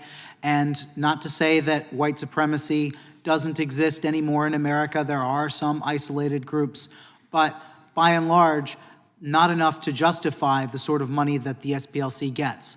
And they have this map that's supposed to, and in their words, they say it reveals the infrastructure upholding white supremacy in America today. And this map now includes social conservative organizations like the Family Research Council, Moms for Liberty. It includes now Turning Point USA, PragerU. It includes Alliance Defending Freedom. It includes the Center for Immigration Studies, the Federation for American Immigration. I mean, I could just go down the list. And it also includes a group of LGBT people who oppose sexualized lessons for children in schools. So they call that group an anti-LGBTQ hate group. So is it too far to say there's no left-wing groups on the hate map? There are a few left-leaning groups on the hate map, but nowhere near, like, the overall bias is very clear against the right. They don't have Antifa. They don't have Jane's Revenge. They do have the new Black Panther Party, I believe, which they always reference when they're asked this question. But by and large, the hate map is solely, well, not solely, but by and large targeted on conservative organizations. Very good, thank you. Mr. Perkins, do you think the Southern Poverty Law Center is intentionally trying to draw a distinction between you and these kind of legitimate hate groups? Do you think they're trying to maybe They're trying to conflate them? Yeah. They use those organizations to marginalize and demean legitimate conservative Christian organizations. Do you think they're purposely diverting money from your organization and reducing your operations, or do you think that's a target? That was a part of their broader conspiracy with financial platforms and banks to debank us and other organizations to keep us from being able to get funds from donor-advised funds, yes. So they're trying to bankrupt conservative groups. Can I ask you further, did they have any success in that adventure? Yes, they did. Okay, okay. The last thing I would say is, you have relationship with, if there is, with corporate donations. Is there any linkage between kind of what they were doing to suppress further corporate donations to their organization or to you? Either way. I think most of the work was with corporations that had platforms or financial corporations that, like PayPal, that would facilitate funding to conservative groups. Most corporations were not giving to conservative groups directly, so they were intermediates. They were the vehicles through which people would donate to conservative organizations. Yeah, so it wasn't about the ideology of the corporation, it was more about how they facilitated the actual movement of funds. Well, I would say some of them willingly went along, others were pressured by the SPLC using their government connections, and I think some in the tech world have suggested that there were threats about regulators, like in the banking industry. Yeah. So I think they use threats and bullying tactics. Thank you very much. Chairman, I'll yield back. Gentleman yields back. The gentleman from Pennsylvania is recognized. Yes, I seek unanimous consent to introduce an article from May 8th, 2026, from The Intercept, which is entitled "Big Finance Might Be Dooming the SPLC Even Before Its Day in Court," describing how some of these larger financial institutions have been blocking donor-advised fund donations to the SPLC. Objection. Thank you. Gentleman from New York is recognized. Thank you, Mr. Chairman. So the hate map, you don't like it. I get it. But the SPLC is not a government organization, and we have the First Amendment. So they're free to put what they want, and all of you are free to speak out against it and to explain why they're wrong. But as I think of my Republican colleagues, we believe in the First Amendment, except, I guess, when it's critical of far-right groups or conservative groups who support these Republicans. But you are not free to use the government to criminally indict an organization based on a completely bogus charge. And I want to dig into this indictment. On April 21st, hours after Acting Attorney General Todd Blanche and the FBI Director Kash Patel announced this indictment, Mr. Blanche went on Fox and said this.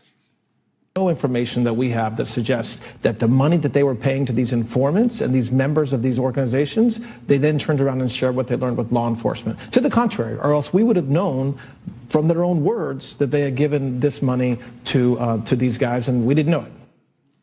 So, they had no idea that the SPLC was using informants and providing information to the government.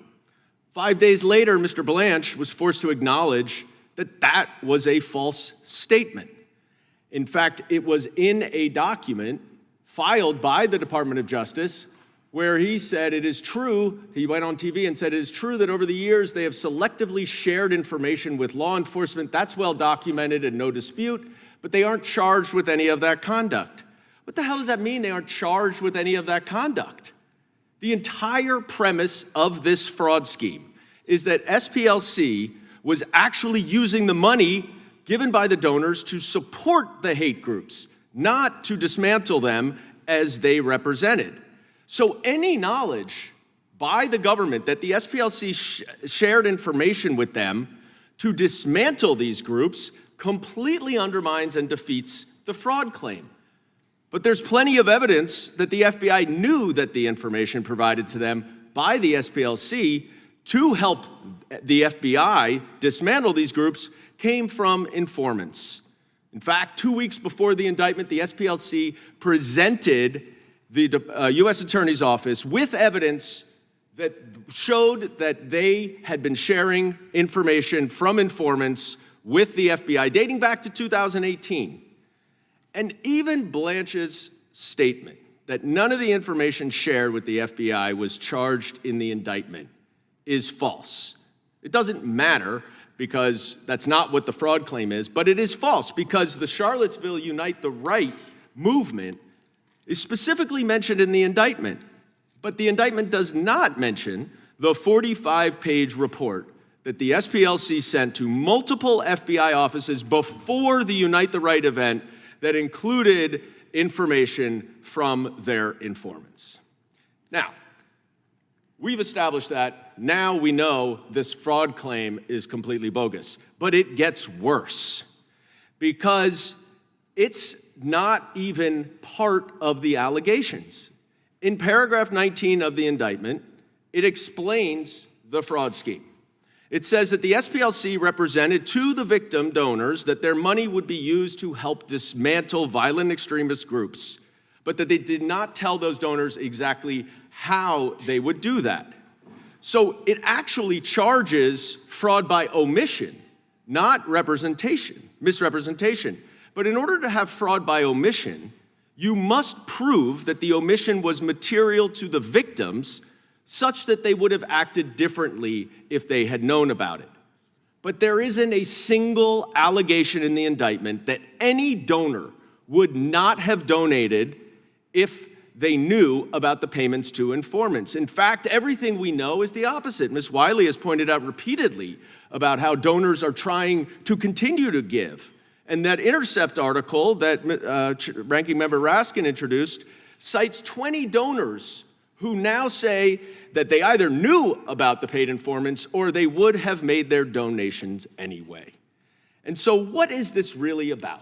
It is weaponizing and politicizing the Department of Justice, not any of your groups, to quash and squash free speech, to muzzle people that because you are trying to protect far-right investigations who are huge supporters of the Republican Party. They may not do any oversight over this indictment, but I guarantee you when we take the majority back in January, we will be doing that oversight and they will be held accountable. I yield back. Gentleman yields back. Gentleman from Texas is recognized. Thank you, Mr. Chairman. Thanks for holding this hearing, and thank you to the witnesses for taking the time to be here and testify before us. We certainly really appreciate that and appreciate your expertise. Ms. Wiley, I have a couple questions for you. Do you still believe in defunding the police? I believe in public safety, and that means driving dollars to where we're most likely to prevent crimes from happening and ensure that we have responsive law enforcement that doesn't violate people's rights and it prevents crime. Does that mean driving dollars away from law enforcement? It means making sure we're driving dollars to the things that support public safety, and that's a variety of things. So possibly away from law enforcement. Well, I think we have law enforcement. We have talked about the need for law enforcement, particularly when we're fighting hate and bias crimes, which I have agree, we more certainly than doubled do in this need law country since enforcement. 2015. Law enforcement's So I think very important. During your mayoral race a few years ago, you said, quote, "I'm going to take $1 billion from New York City Police Department." Do you still think that's a good idea? Well, I'm here to talk about hate crimes, not my run just asking for if that's- city. if- I'm I asking from stand a by my public's- run for mayor, and I you appreciate stand the by that opportunity statement. You also to try to stated- drive dollars You also to stated public you safety. have to cut the police budget and change what we mean by policing. Do you still stand by that statement as well?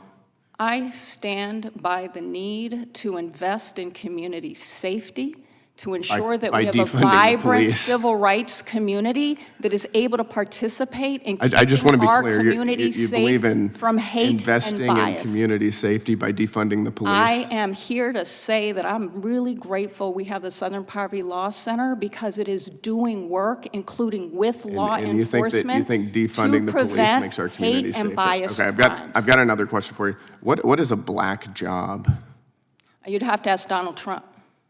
I'm not sure what that means. I'm referring to a statement that you made a year ago on your LinkedIn. "I was so honored and proud to be a New York State delegate for our next president, with Vice President Kamala Harris ascending to her black job." Donald Trump made a comment that was very stereotypical about black people, and it was a joke about his stereotypical statement about black What is people. a black job? You'll have to ask Donald Trump. I have to ask, well, Donald Trump's not on the witness stand, so Well, I'm asking you. and I'm here to talk about hate crime, which I hope you want to talk about as If well. the gentleman will Hillary yield, I Clinton- can clarify that. No, I'd like to hear from the witness, but I appreciate it. Could Hillary Clinton have filled that black job, what you call You'd a black have to job? ask Donald Trump. Okay, thank you, I appreciate it. Dr. Swain, got a couple questions for you. And thank you again for being here.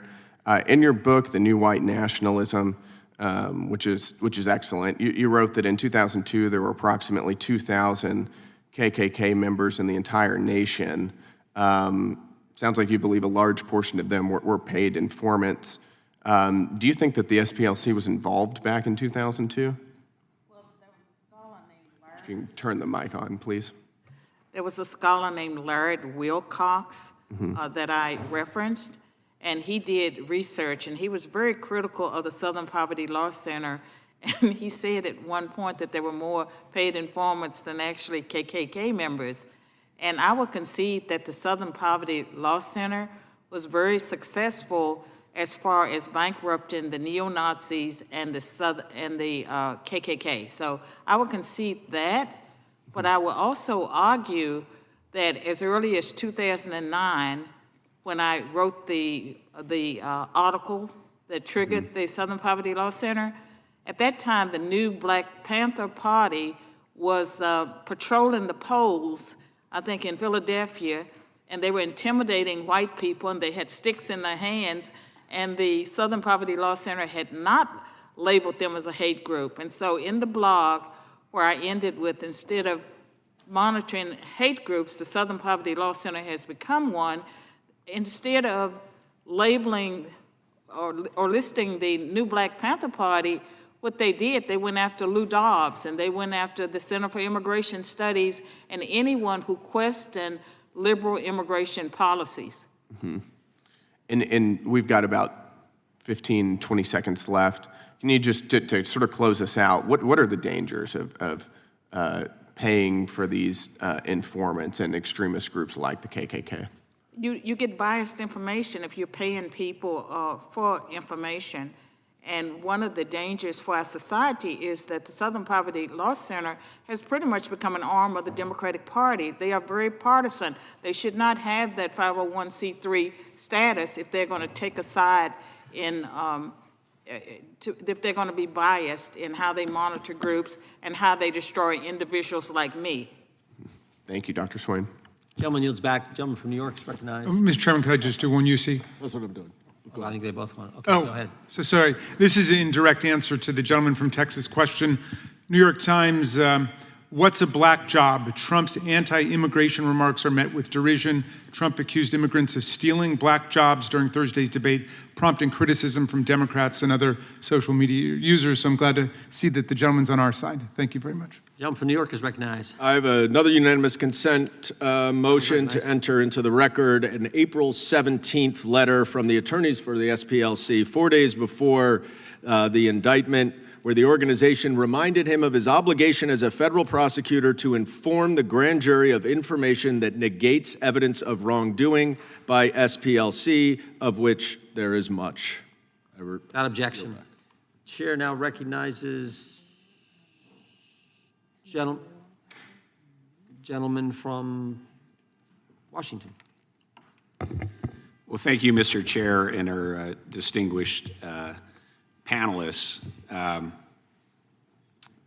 don't know what happened to the Southern Poverty Law Center. I know growing up in the inland Northwest in Eastern Washington, I had some fond, at least favorable memories toward the Southern Poverty Law Center when we had an Aryan Nations compound in the Coeur d'Alene area, and it resonated with me that the SPLC had played a role in getting those folks out of our communities, and it was generally viewed upon favorably. So I don't know how it went from that organization to what I think today could be accurately described is an almost militant, weaponized arm of a progressive Marxist political project here in the United States. So I guess, Mr. O'Neill, I'm sure you're familiar with the phrase "jump the shark" in Happy Days when Fonzie jumped over the shark, and certainly the show went downhill from there. Yeah. And you spoke about the quest to start to focus on raising money from SPLC, but how did this organization again go from doing some good work against real racists like the Aryan Nations to suddenly targeting people trying to exercise their First Amendment rights and care about kids like Moms for Liberty? Where's that process? Yeah, the answer to that question is long and complicated, and that's what my book was trying to do. But so first, there was Morsties, who was a consummate fundraiser, and he decided to take the SPLC in that suing the Klan direction. And the lawyers said it was like shooting fish in a barrel. But I think the real answer to your question, the substantive answer, is that we've seen on the left this ideological drift where it used to be that they would stand for your right to disagree and speak openly, and now it is as though if you disagree with anything that the left says, you must be a vile racist hater. Like this has always been a little bit of the rhetoric, but it got supercharged after 2020, and one of the reasons why Moms for Liberty is on the hate map is because many people on the left seem to work themselves into a lather and think that America is still systemically racist, and critical race theory is so deeply, their idea of critical race theory is that white supremacy is so deeply embedded in our institutions that you have to have a fundamental revolution on a systemic basis, otherwise you are supporting white supremacy. And that's the main reason, I think, why the SPLC justifies calling conservatives the infrastructure upholding white supremacy. Do you think the SPLC is interested in racism being solved? I don't have expertise on that particularly. I think I wish I could say that I do believe that, but I don't know. Our colleague from Florida, I think, spoke very passionately, Congressman Moskowitz, about really concerning rise on anti-Semitism. And, you know, when we see these issues of hate that can manifest themselves online in the social media sphere, often with foreign actors, you know, the area that I'm really concerned about is the conspiracy theory mindset and this kind of derangement in the fever swamps of the internet that can play upon these things. And that's one of the reasons why what's happened at SPLC is so concerning, because not only does their own activities of funding these informants, so-called informants using donations to fund racism itself, but just this whole project, it certainly is laden with fervor for conspiracy theories, and we really do need some good think tank work, NGO work, and other work to focus on this issue across the board of fighting conspiracy theory. And so, you know, however it did happen, this jumping of the shark for SPLC really did, Southern Poverty Law Center, I think, really was a detriment to society as a whole. I'll just close by saying thank you to all the panelists, but for all the good work you do, Ms. Swain, Mr. Perkins, Mr. Neal, and Ms. Wiley. And with that, Mr. Chairman, I'll yield back. Gentleman yields back. I want to thank our witnesses for being here today, for their great testimony, and I want to thank those members of the audience who were here with us for the entire hearing, particularly Leo. Thank you. But we appreciate you all being here and what the committee was able to gather from your fine testimony. And the witnesses are excused. Mr. Chair, I'd like to offer in unanimous consent. Gentlelady is recognized. Thank you all again. Thank you, Mr. Chair. I have two I'd like to enter into the record. The first is Gentlelady is recognized. from the Center for Economic and Policy Research, January 26th, the Black jobs deficit cost Black Americans $87 billion in 2025 because of strong anti-Black bias in hiring. Objection. And I would like to enter to the record June of 24, Forbes, Black Americans respond to Trump's notion of Black jobs. Without objection. Thank you, Mr. Chair. Gentlemen, the ranking member is recognized for a motion, I understand. Yes, Mr. Chairman, thank you. Pursuant to Clause 2K6 of Rule 11, I hereby move to subpoena Acting Attorney General Todd Blanche, Associate Attorney General Stanley Woodward, Treasury Secretary Scott Bessent, IRS Chief Executive Officer Frank Bisignano, Treasury Department General Counsel Brian Morrissey to testify before the committee at a hearing on Donald Trump's nearly $1.8 billion slush fund to reward insurrectionist rioters and other alleged victims of weaponization. Ranking member's made a motion. Chairman, Gentleman from California is recognized. Motion on the table. Motion has been moved. There's been a motion to move and put lay the motion on the table. The motion is non-debatable. The question occurs on the motion to table. Those in favor say aye. Aye. Those opposed, no. No. Opinion of the chair, the ayes have it, and the motion is tabled. We have a recorded vote, please, Mr. Chairman. Request for a recorded vote being asked for. A recorded vote is requested. The clerk will call the roll. Mr. Jordan? Yes. Mr. Jordan votes yes. Mr. Issa? Mr. Biggs? Mr. McClintock? Mr. McClintock votes aye. Mr. Tiffany? Mr. Massey? Mr. Roy? Mr. Fitzgerald? Mr. Fitzgerald votes aye. Mr. Klein? Mr. Klein votes aye. Mr. Gooden? Mr. Gooden votes aye. Mr. Van Drew? Mr. Nels? Mr. Moore? Mr. Moore votes aye. Ms. Hageman? Ms. Hageman votes aye. Ms. Lee? Mr. Hunt? Mr. Fry? Mr. Kiley? Mr. Kiley votes no. Mr. Grothman? Mr. Grothman votes aye. Mr. Knott? Mr. Knott votes aye. Mr. Harris? Mr. Harris votes aye. Mr. Onder? Mr. Onder votes aye. Mr. Schmidt? Mr. Gill? Mr. Gill votes aye. Mr. Baumgartner? Mr. Baumgartner votes aye. Mr. Raskin? No. Mr. Raskin votes no. Mr. Nadler? Ms. Lofgren? No. Ms. Lofgren votes no. Mr. Cohen? Mr. Johnson? No. Mr. Johnson votes no. Mr. Liu? No. Mr. Liu votes no. Ms. Jayapal? No. Ms. Jayapal votes no. Mr. Correa? Ms. Scanlon? No. Ms. Scanlon votes no. Mr. Neguse? Mr. Neguse votes no. Ms. McBath? Ms. Ross? No. Ms. Ross votes no. Ms. Ballant? Ms. Ballant votes no. Mr. Garcia? Ms. Kamlager-Dove? No. Ms. Kamlager-Dove votes no. Mr. Moskowitz? Mr. Goldman? Mr. Goldman votes no. Ms. Crockett?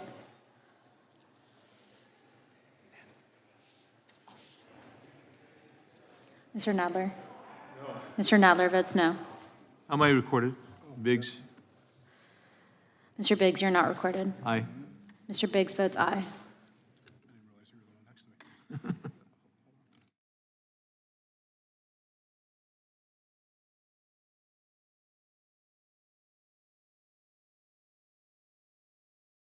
Ms. McBath? Ms. McBath votes no. Mr. Garcia? Mr. Garcia? Mr. Garcia votes no. Mr. Correa? Mr. Correa votes no. Moskowitz? Mr. Moskowitz? Jody vote? Mr. Moskowitz votes no.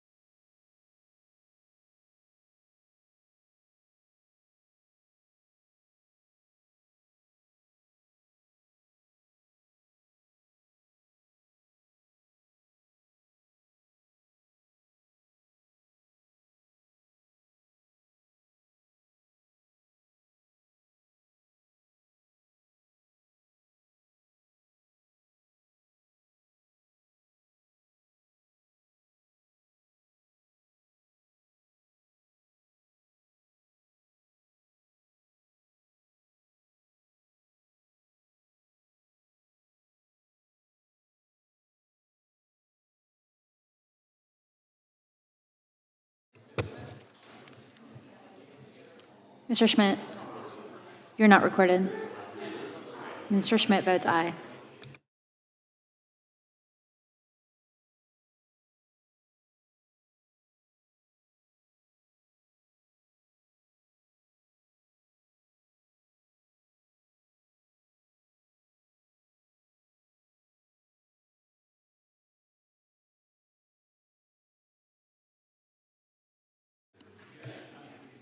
Mr. Issa?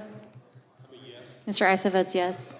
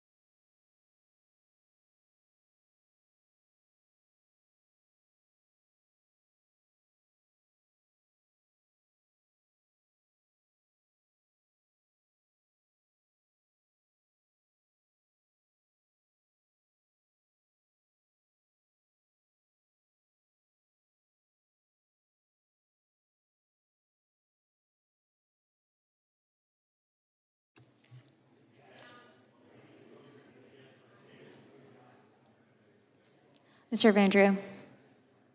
Mr. Vandrew votes yes.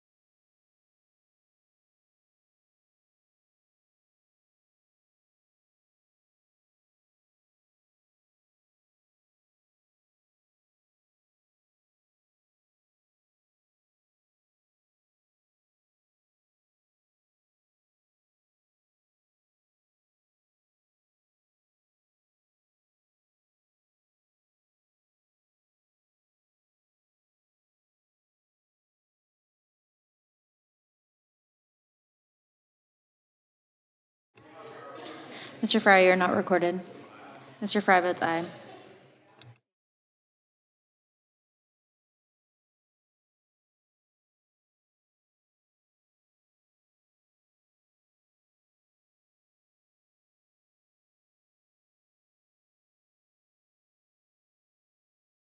Clerk will report. Mr. Chairman, there are 18 ayes and 17 noes. The motion is tabled. That concludes today's hearing. We thank our witnesses for, well, the witnesses already left. We thank them, though, again. Without objection, all members will have 5 legislative days to submit additional written questions for the witnesses or additional materials for the record. Without objection, the hearing is adjourned.